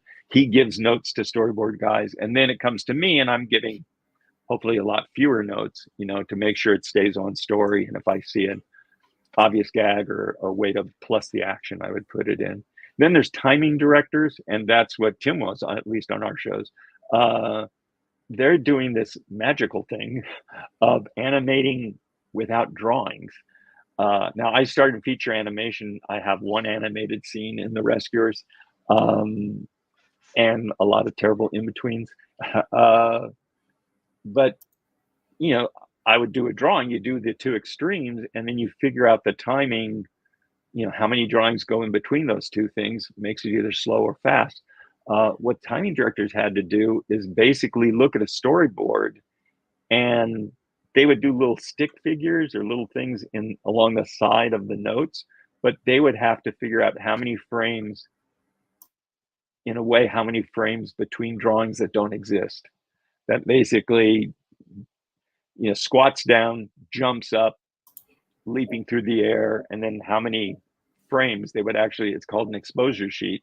And that was the sheet with all these lines of saying, this is how many frames. And they would go through the entire show that way. So yeah, I worked with Tim on several series. Nice. Well, I guess he's saying that that's his pal. All right. Yeah, I actually had when I was posting these around, I actually had somebody else say, "Hey, I don't know if he remembers me, but Chuck Satterley said that you wrote the introduction for the paperback of Bitter Souls in the Hellboys animated series." And he said, "Hi." Oh yeah.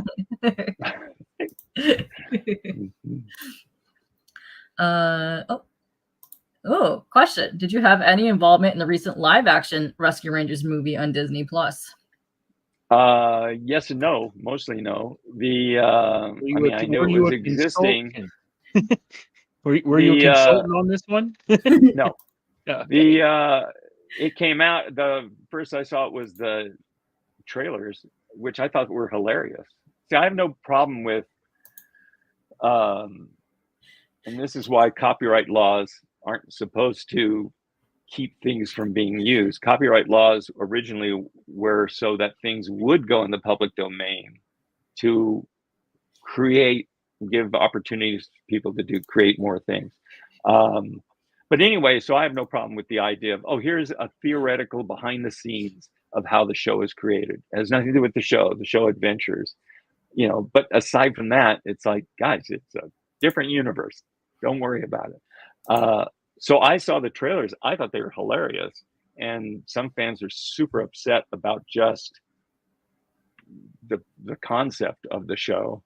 And I stood up for it. I wasn't part of the project at all, but I, said nice things about it. And they were all sincere. I forget now how it happened, whether somebody from Disney, but anyway, they contacted me, I think because I wasn't a jerk, but they did want to hide little Easter eggs throughout the movie of having to do with the behind the scenes stuff. And the cool thing, I ended up talking to Akiva, who's the director on it, and he basically offered me part of being myself, because in the movie there is an executive who offers the Chipmunks a TV show, and that voice is mine. Also, there's a cargo ship that's taking cargo across the ocean. If you look really close, it's the Zaslav stones, I think, is on the back of the ship, or Stone Zaslav, I suppose, in alphabetical order.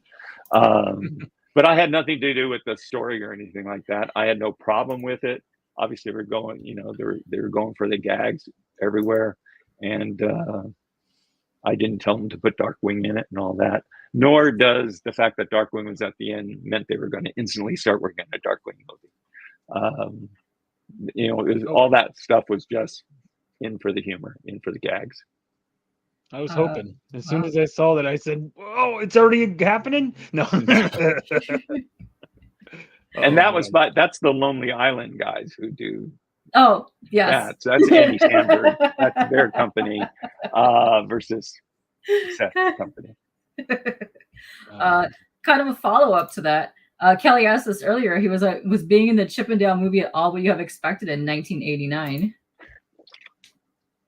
Having one that existed would be surprising to me back then. When the DuckTales movie came out, people were being crazy. They're going to say, "Oh, it's going to make so much money." I don't know based on what. I guess because of what feature films were starting to make at the time. But it was, it was a TV show spinoff, so it did okay because it cost next to nothing. But it wasn't this huge runaway hit. But at the time, they wanted to do movies on everything, but not past projects. So there's no Rescue Rangers movie back then. There was the idea of being a Darkwing Duck movie. And people have said, "Oh, I wish it could have happened." And it's like, my feeling is, thank God it didn't. Because, I took a shot at it, and they didn't like my take on it. But this is like really early on. We're just starting the show. And I told them that, you know what? I can't do both. It's either the movie or the series, and I've got to make the series happen. And then they kept trying to, in fact, Alan Burnett was one of the people working with writers to try to come up with, many people pitched ideas and trying to come up with a script. I think Jim Magon had a team working on it, to come up with a movie idea. But basically, I know what would have happened is because of DuckTales being a different kind of show, and just that feeling of we're part of Disney, my feeling is whatever the Darkwing movie was, it would have been a much straighter. It was still, I'm sure it would have been funny, but it would be closer to a normal Disney film back then, before Roger Rabbit, before Aladdin, just a straight, you know, at best, like, actually Jim Magon is the one who did the multi-part DuckTales episodes that were the most like Carl Barks adventures. You know, at best it would be something like that, and there'd be a lot of fun gags and hopefully some cartoon physics. But that would have affected the show. You know, I'm sure, I know that would have happened. Maybe in an alternate universe, I'm sure it did. But you would never have Twin Beaks. You would never have comic book classics. If, you know, I was so lucky that suddenly they said, you know what, this doesn't make sense. Because it didn't make sense to put out a movie before a series when the series has to really, it's on schedule to come out at a certain time. That would work if you could guarantee the movie was going to be a huge success, or better than what we could afford, quality or whatever. Then it would kind of make commercial success. But ultimately, no. If a show becomes a big hit, sure. I mean, for a long time, Gargoyles as a live action feature was kind of pitched and went away, driving Greg crazy. So anyway, that's how things were back then when they were playing around with those features. But I never would have imagined that, yeah, in the next century, people would be interested in a Chip and Dale Rescue Rangers movie of any sort. I think it's awesome that came back around again, because I think there was so many people that loved that movie. That I've talked to. I know there's a lot of people in the chat right now have also loved that movie. Yeah, I thought it was great. I'm a big Monterey Jack fan, so No, it's great. I thought, and they got a neat storyline out of it. I think there's nods all the way through it. The idea that Dale left Rescue Rangers to do a 00 Dale series. You just got to know your Darkwing backstory to know where that came from. So. It's fantastic. And then, like I said, when he showed up at the end, I was like, why? That was so cool. But well, he asked everybody to shout, "We want Darkwing," and evidently not enough people cheered. So that's a lesson for next time. Boo, boo, boo! And Gummi Bear deserves a complete. I would say so. That's right, Shelby. Okay, I'm gonna ask you. Even go ahead. Darkwing Duck never got finished. I mean, one of my favorite episodes is the first one, that sinking feeling. I don't think that ever came out on DVD. And again, the business changed. The DVDs used to be this huge thing. These days, it's all about streaming, and people would say, why would you put it on DVD? I mean, fans would love it on Blu-ray. Well, how many Blu-ray machines are sold these days? I don't have a clue, but I know it's nothing like it was at the height.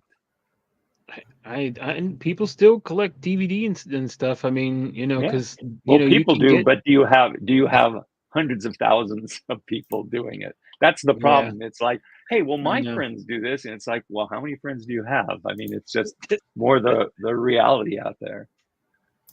I'll have them just buy a 1,000 a piece. No, just kidding.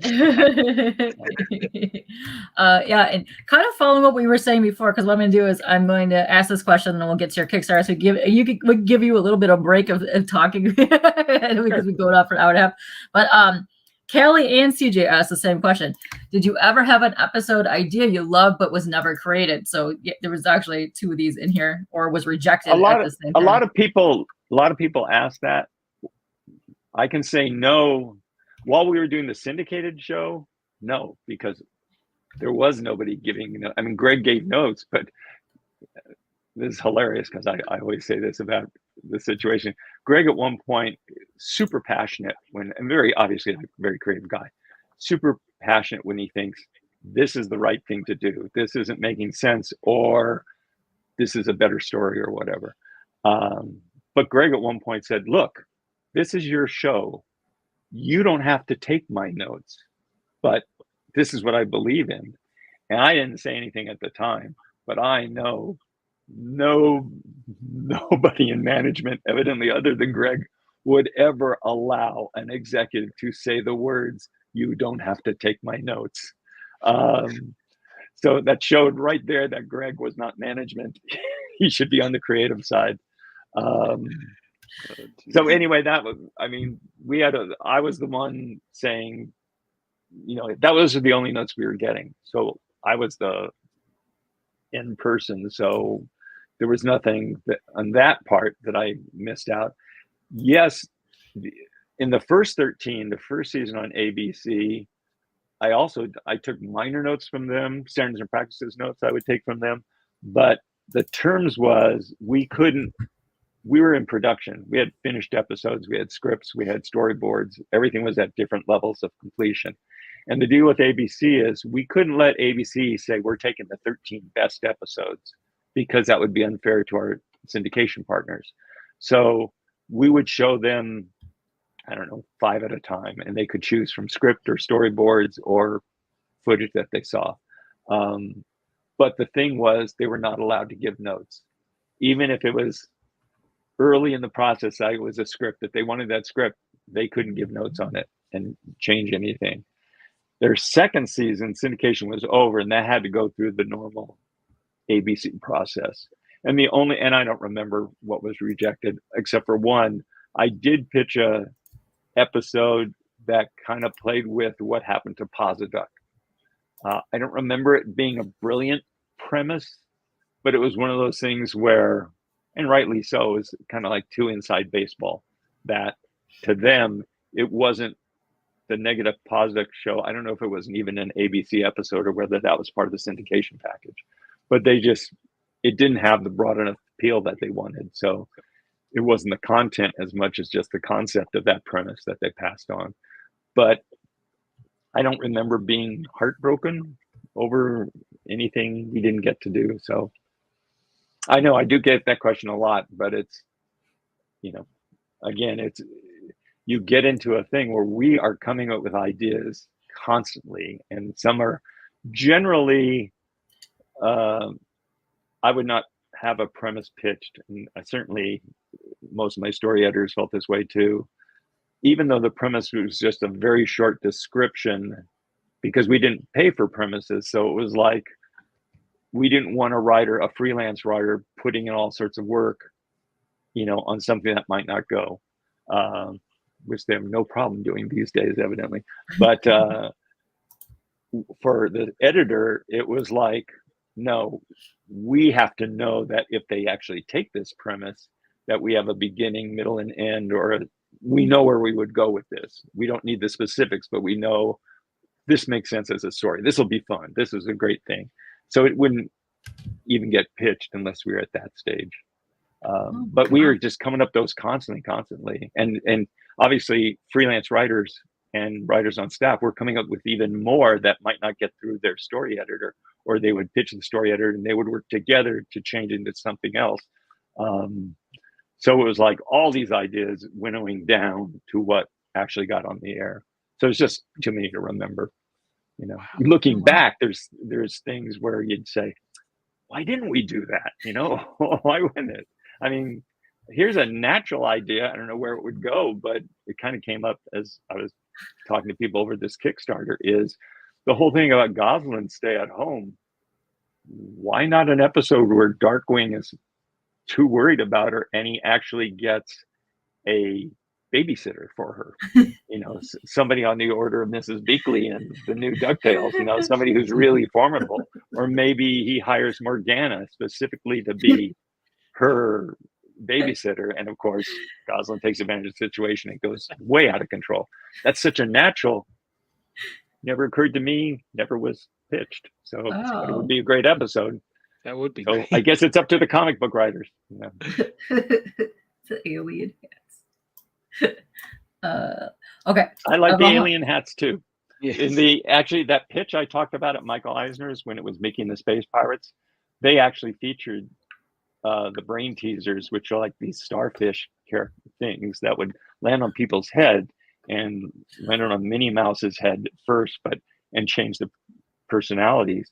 And luckily that never went anywhere, because years later I realized, oh, Starro, Justice League of America, one of the most famous covers of all time, are these starfish things that would land on people's faces. At least we had them on the top of the heads. So I much more preferred the hats idea, specifically the line where they find Darkwing's hat, which is just a hat, and they go, "Ooh, it's just a husk." You know? Okay, where I want to go to the Kickstarter page to go through this real quick because I don't want to keep you too long. Because I know you have another interview later on. I want to give you a break between have lunch. sessions. Yeah, eat something. So let's go check out the Kickstarter here because you guys have less than 24 hours left. And first of all, you guys are absolutely just smashing this. You're over. Well, it keeps going up. 305,000 right now.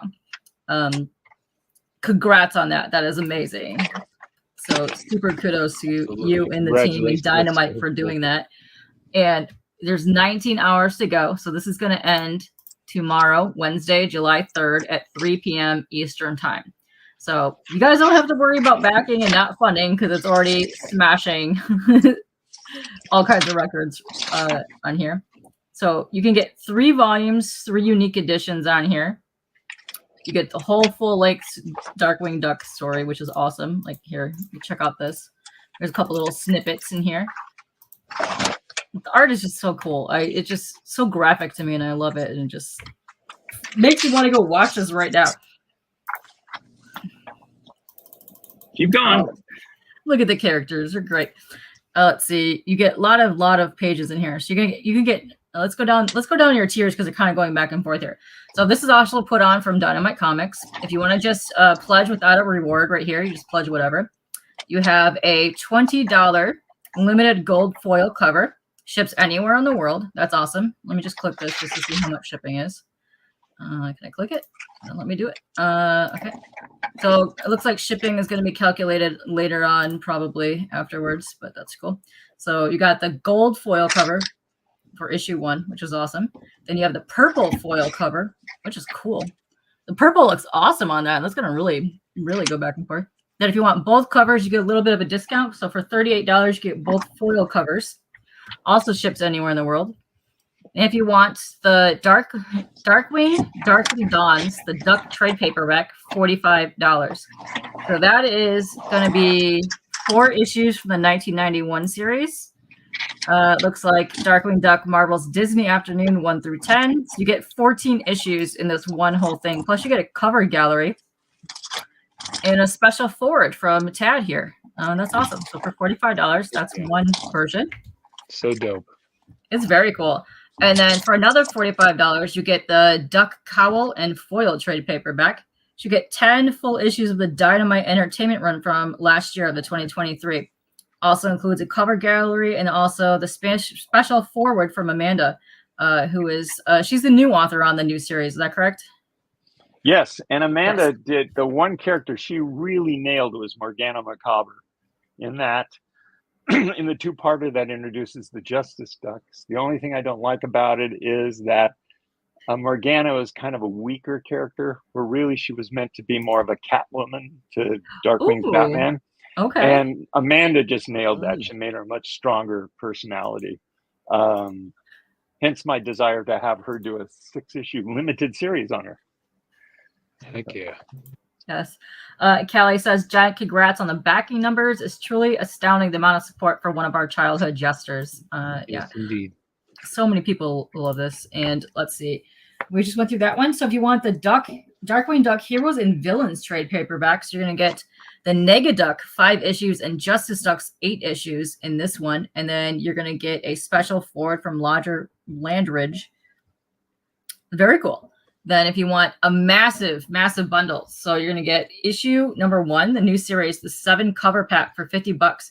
And that includes a blank cover, which is also super cool. It's that purple color right there. That's amazing. Yeah. That is really cool. And then you're also going to get, it's written in yep. So you're going to get the 7-pack, includes all A through G covers of Dynamite's Darkwing Duck number 1. That's awesome. That's really cool. Then, if you want a special Darkwing Duck lithograph from the cover by Trish Forstner, it's for $50, and that's 11 by 17. That was going to look so beautiful on a lithograph. I love Trish. She's awesome. She is so much fun. I actually talked to her a lot about K-pop. She's all up in the shiny. Let's go. Okay, and if you want the hardcover, so for $55 for the hardcover, you're gonna get the 4 issues of 1991 series. You're gonna get the Disney Afternoon issue 1 through 4. So basically, the trade paperback up above, $55 if you want it in the hardcover. Same thing down here, the exact same one, but hardcover for $55.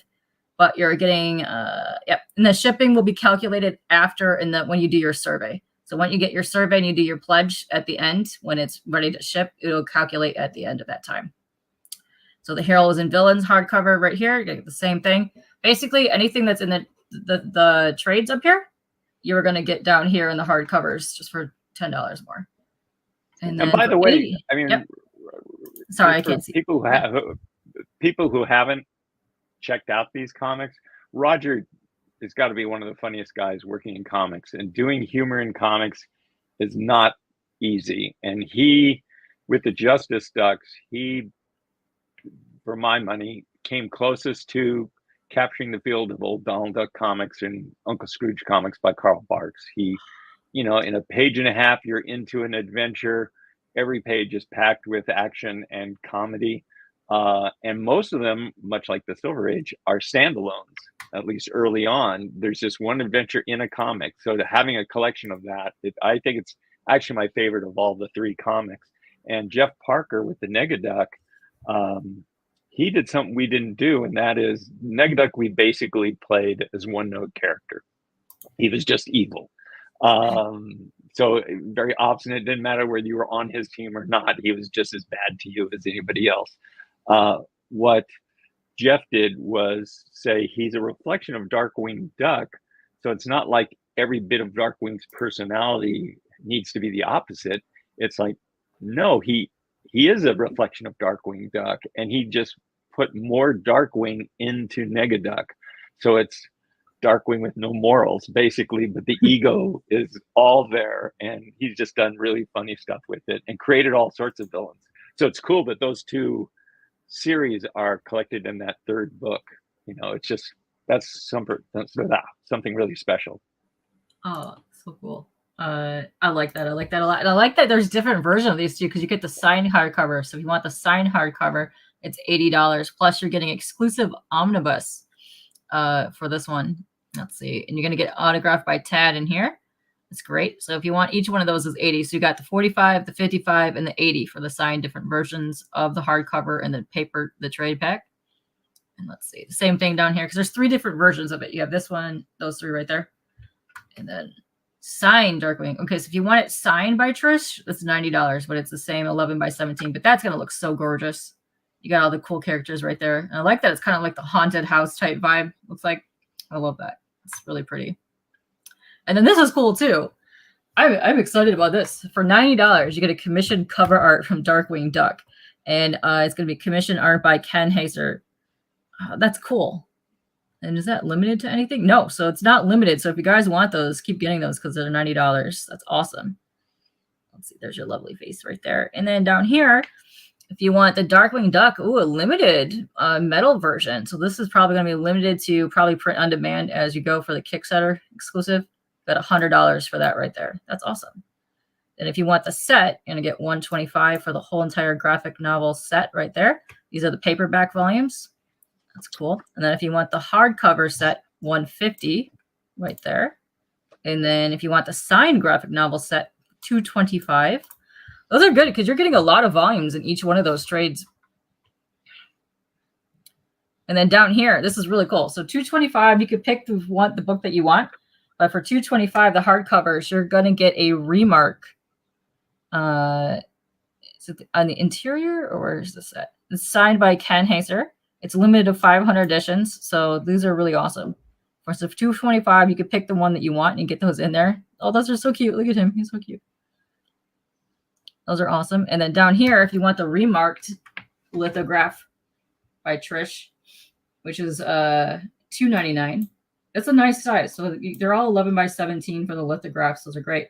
And this right here, if you want a Jay Lee original Darkwing art commission for $500, there has already been 3 of those. So you're going to keep getting more and more of those because it's not limited. It's going to be just however many are backed via campaign. So that is super cool.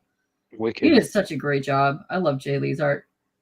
Now, if you want a giant thing, you get the remarked Darkwing graphic novel hardcover set, which is all 3, and then you get signed by Ken, and you get the original remarks on the interiors for those. So if you just want to pick them up, right there, $6.50.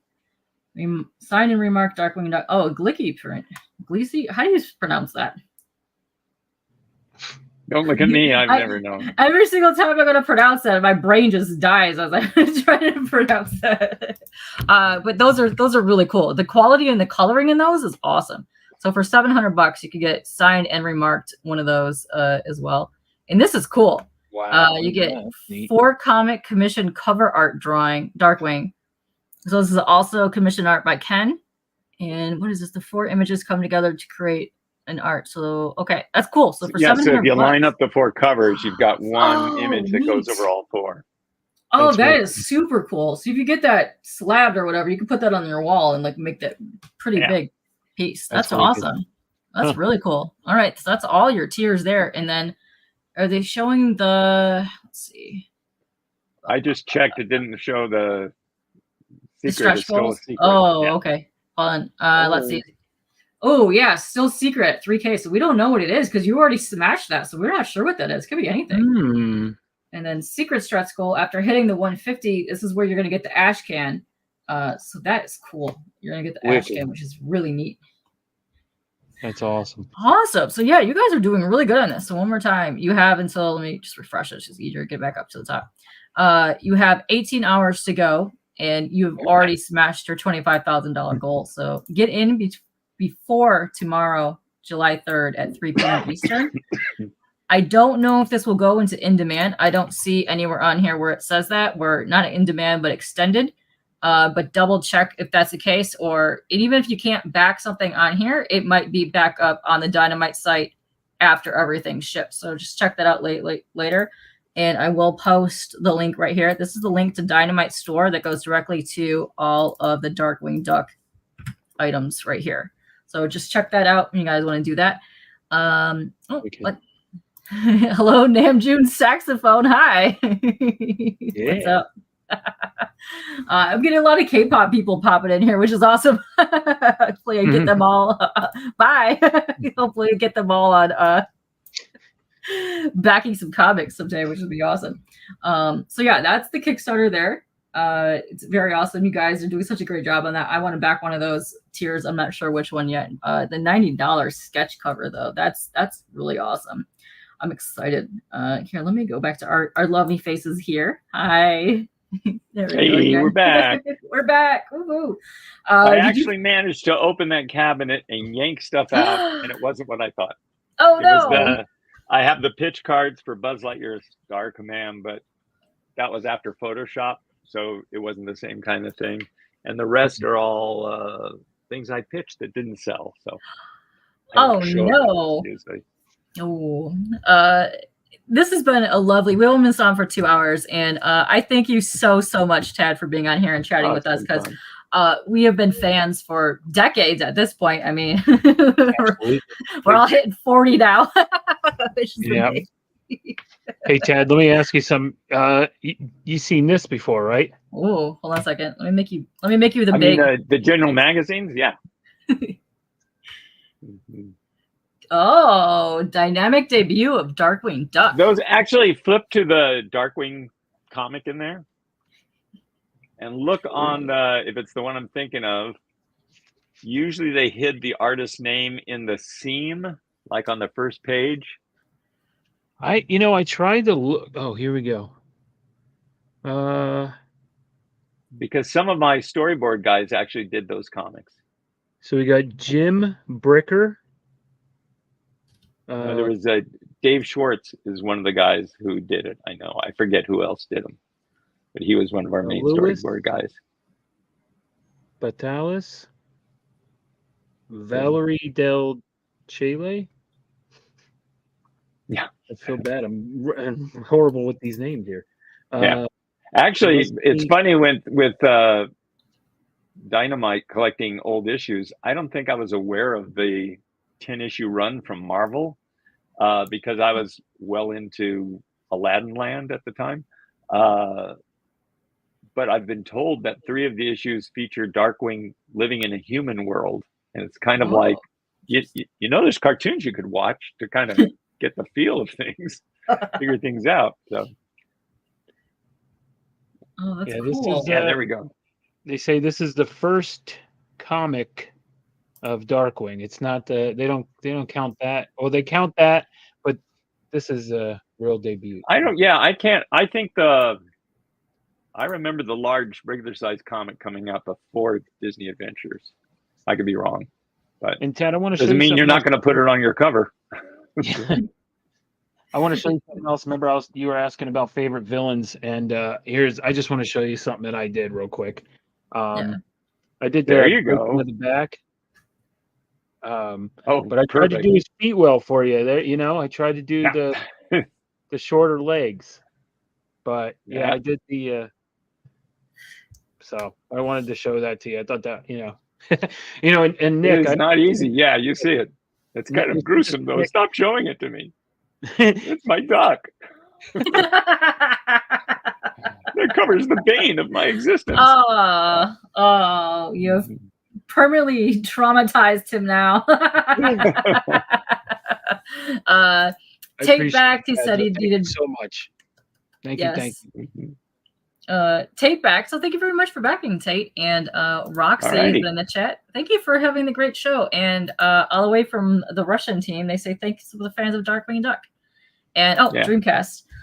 The second stretch goal is an update number 4, isn't it? Hi by I don't know because I don't see anything on that on the website. But if it's something Nick or the team from Dynamite posted elsewhere, just be on the lookout for any kind of emails that they have set up for that. Because I don't know what the last goal is because you get one after hitting the 300, which you guys have already done. That's cool. But I don't know. Yeah. Is this an update on the Dynamite site?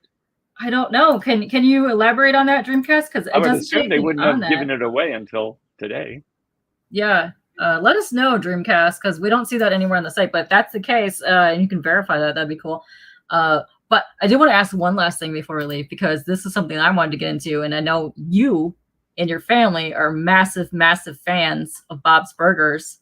Right here, Callie, since you are a storyboard artist for Bob's Burgers, did Rosko ask you for any original Bob's Burger art? I have only done one drawing since leaving Bob's Burgers, that someone gave me a sketch cover to do at one of those early cons. And it's like, I don't even do all the drawings from my own shows, because like even Aladdin stuff, Aladdin was created by, I'm used to sharing office with Ron Clemens, and Ron and John did, Aladdin and Little Mermaid and all of that.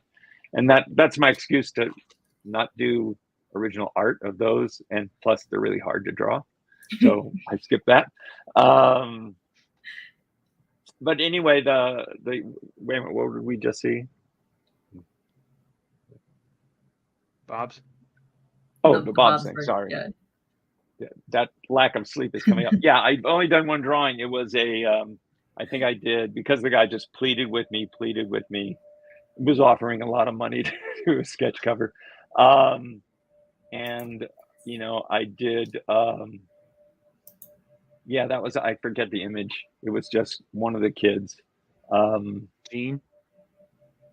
Tina? No, it wasn't Jean. Was it Tina, this one?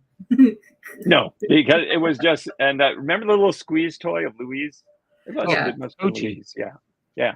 Kochi, it's Louise. Yeah, exactly. So it was, you could see him in the background, and it was basically a drawing of hers. But I had a hard time drawing those characters, and I was a bad fit for the show. I mean, I worked on it for 3 seasons, I think, and it kept me alive.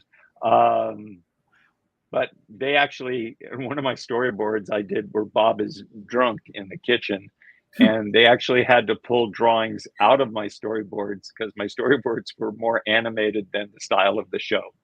But was it the Thanksgiving episode? It was the one there was one, and again, this is just a foggy memory. I think it was the one where he was out drinking on the hoods of cars with 3 other guys. This would have been like, when he was the cab driver. Yeah, that's probably the one. And he ends up being in the kitchen and just, oh yeah, you know, oh, and he's messing with Linda. Yeah. Just the kitchen scene was my section. So okay. Anyway, yeah, if you told me to try to draw those characters without actually staring at their drawings, there's no way I could do it. I can vaguely see them in my head, but at the time I was also doing a pilot called Beverly Hills Chihuahua. Nope. That had it gone, it would have been produced by the company that does Bento Box, the company that does Bob's Burgers, for Disney, but it didn't go. But that kind of kept me, it was the light at the end of the tunnel, because the frustration for me on Bob's was, obviously, I'm not running the show in any way. I'm just one of the storyboard guys, but the nature of the show, and the show is brilliant. Take nothing away from that.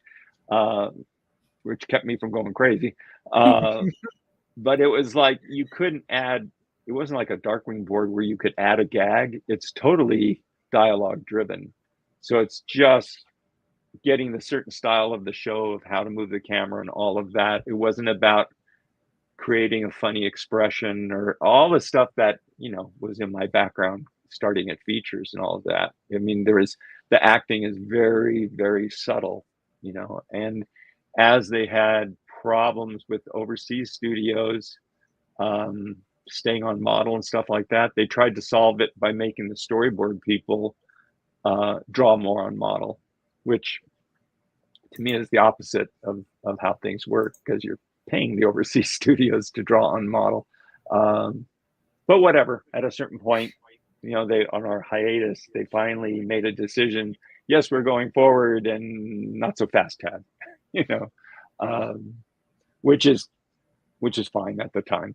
And then I ended up doing a show for Netflix, the Army of Kulapari, Army of Frogs, Kulapari, Army of Frogs, which is something totally different.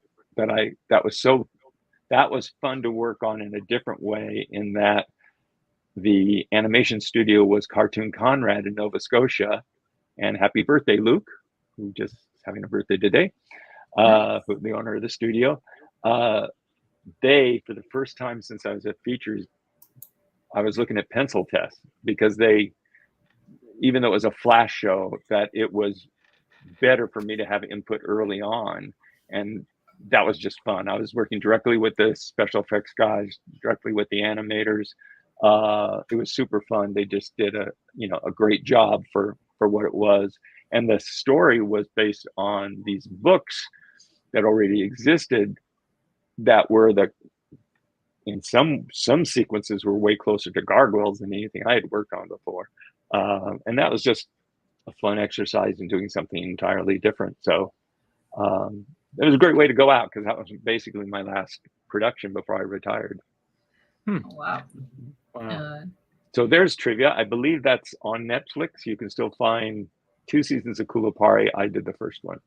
Cool. Awesome. And okay, so Dreamcast did say that it was an update via the Kickstarter page in the tab section. So yes, so I guess apparently you're going to get a 5x7 cell if that's the case. And well, that's pretty awesome. As a stretch goal. Does that mean everybody gets one? I guess, I don't know. I haven't read it, so I don't know if it's just certain backers or backer tiers. I'm not sure, but apparently that's an option of a backer goal. But I will reference this real quick, because then we'll just get out of here, because we did pass the 2-hour mark, and I don't want to keep you too long. You have to eat, probably take a nap, get ready. I know. Yeah, pass out. So question, how does Tad feel about fan art of his IP circulating at Comic-Cons? And also, do you also have any Comic-Cons or signing events coming up that you're going to be doing? Well, these guys are going to get me to Motor City. That's right. That's right. 2025 Motor City. Woohoo. Let's go. And Jeff Parker is going to try to get me to Emerald City and Rose City. So no, I have no cons coming up because I don't have a bunch of merchandise that I'm selling, or Disney owns all my characters. So at least all the ones that people are interested in. So I don't have like a bunch of sketchbooks or anything like that printed up to sell. So I depend on the kindness of strangers. Basically, if a con wants me there, if they're willing to get me there and put me up and feed me, I do as many panels as they want. And it's fun for me because I get to talk to fans, one-on-one. And I'll do sketches at the table too. So in addition to any art that I bring along. So the answer is no. I've got nothing scheduled, but I'm using these Kickstarter interviews to try to get people to be on my side and get me places. Yes. What was the other part of the question? Okay, so how do you feel about fan art, your IP circulating at Comic Cons? It's like, I mean, when it's X-rated stuff, it's like, well, I get it. It's not something I necessarily. I mean, it's even rough for me to see Unitar's Bulba breaking the back of Darkwing, because if we did it, of course, it would be the cartoon version of that, not the realistic Dark Knight, version. But my feeling is this: Disney, because they own Marvel, Star Wars, and of course all the Disney stuff, if they wanted to legally, they could probably shut down every dealer's room at every convention, because very little of what you see for sale has been appropriately licensed. I mean, James Silvani, who did all the art in the Boom and Joe Books version of Darkwing, their comic runs, and Amy Meberson, who created the Disney Pocket Princesses and does, My Little Pony covers and product design and all that. Both of them jumped through all the necessary hoops to get official licenses from Disney to do these silkscreen posters that were put out. I think they're out of them by now, but they went that extra mile. Whereas other people will just say, "Hey, I'm going to design this and put it on a T-shirt," or I'm going to get mugs made of it. Disney has every right to shut that stuff down, and they don't, because they've finally learned the lessons a long time ago no, it's just going to create it's ultimately a very small niche market that they have no plans to putting all the energy into taking over. That it's pointless, because all those fans probably have bought all the Disney official merchandise anyway. So they just let it go. They just turn the other way. If you ask them about it, they have to say no. Because in the past, people have said, why don't they come up with a different license that just, people don't have as much money could do? And it's like, then what do you tell Mattel when Mattel is paying big bucks? It's like, really, I'm going to have my grandson pitch and he'll get the license if we're going to use it. So basically, if you ask for permission, they have to say no, unless you're going through the official ways of doing it. So for me, it's taste-wise, it's just like, I have fun seeing it. Lisette, I'm blanking on Lisette's last name, is a Darkwing fan. She loves drawing Mighty Duck stuff, but she does these beautiful Morgana Macabre things. In fact, if you look at my page on Blue Sky, I just posted, she does Morgana and Magica back to back, and she makes them both look super sexy, gorgeous. And it's like, yes, I want that T-shirt. Yes, I want that comic series that doesn't exist. I would love to see her do covers, for Dynamite. Stuff that's well done, I love seeing, and anything that's just, people are at different levels of, talent, including myself. It's like, I appreciate that. That's the fun thing. And it's like, that's how I started, is copying, comic characters. I copied Will Eisner's spirit, and, trying to get all, his look to things. And you learn to draw by drawing. What can I say? And everybody starts out drawing somebody else's characters. I do usually, especially with writers, and I understand why they don't do it, but I always encourage people to say, yeah, have fun with this, but take the next step, create your own character. And there's a lot of joy in dealing with an existing universe, especially if there's a group of writers that are trading stories, so I totally understand that. But I always try to encourage people to, you can publish online or something, which was better before AI took over Kindle, which is now people just generating trash books that get out there, and it's really flooded the market for, fans and budding authors who are trying to do new stuff and original stuff. But anyway, I generally encourage fan art and fan writing, and just want them to go farther. Amazing. I love that. Yes. So I hope you come back sometime, and we're gonna vie for you to get to Motor City. We're gonna get our people out there, and let's go. We're gonna do this, and we're gonna get out of here, but because you have an interview coming up a little later tonight, and you need sleep plus food plus all that stuff. Good thing the thing is closing tomorrow, so that you can have a well-deserved rest. Leave me alone. You can lock yourself in a room and just eat snacks. But thank you so much for coming on here. I had an absolute delight just talking to you, and it's fun having the double host. You guys are both great. Thank you. And thank you guys for all the questions from the people tripping in. That was great. Yeah, and I know there's more in there that I say, but I'm sorry, we can get to that another time later on if he ever comes back. So I'll save those for another time. But we're gonna get out of here. Thank you to everybody. Thanks to anybody that's back during this as well. But we're gonna get out of here. So bye, guys. Bye, buddy. Stay dangerous.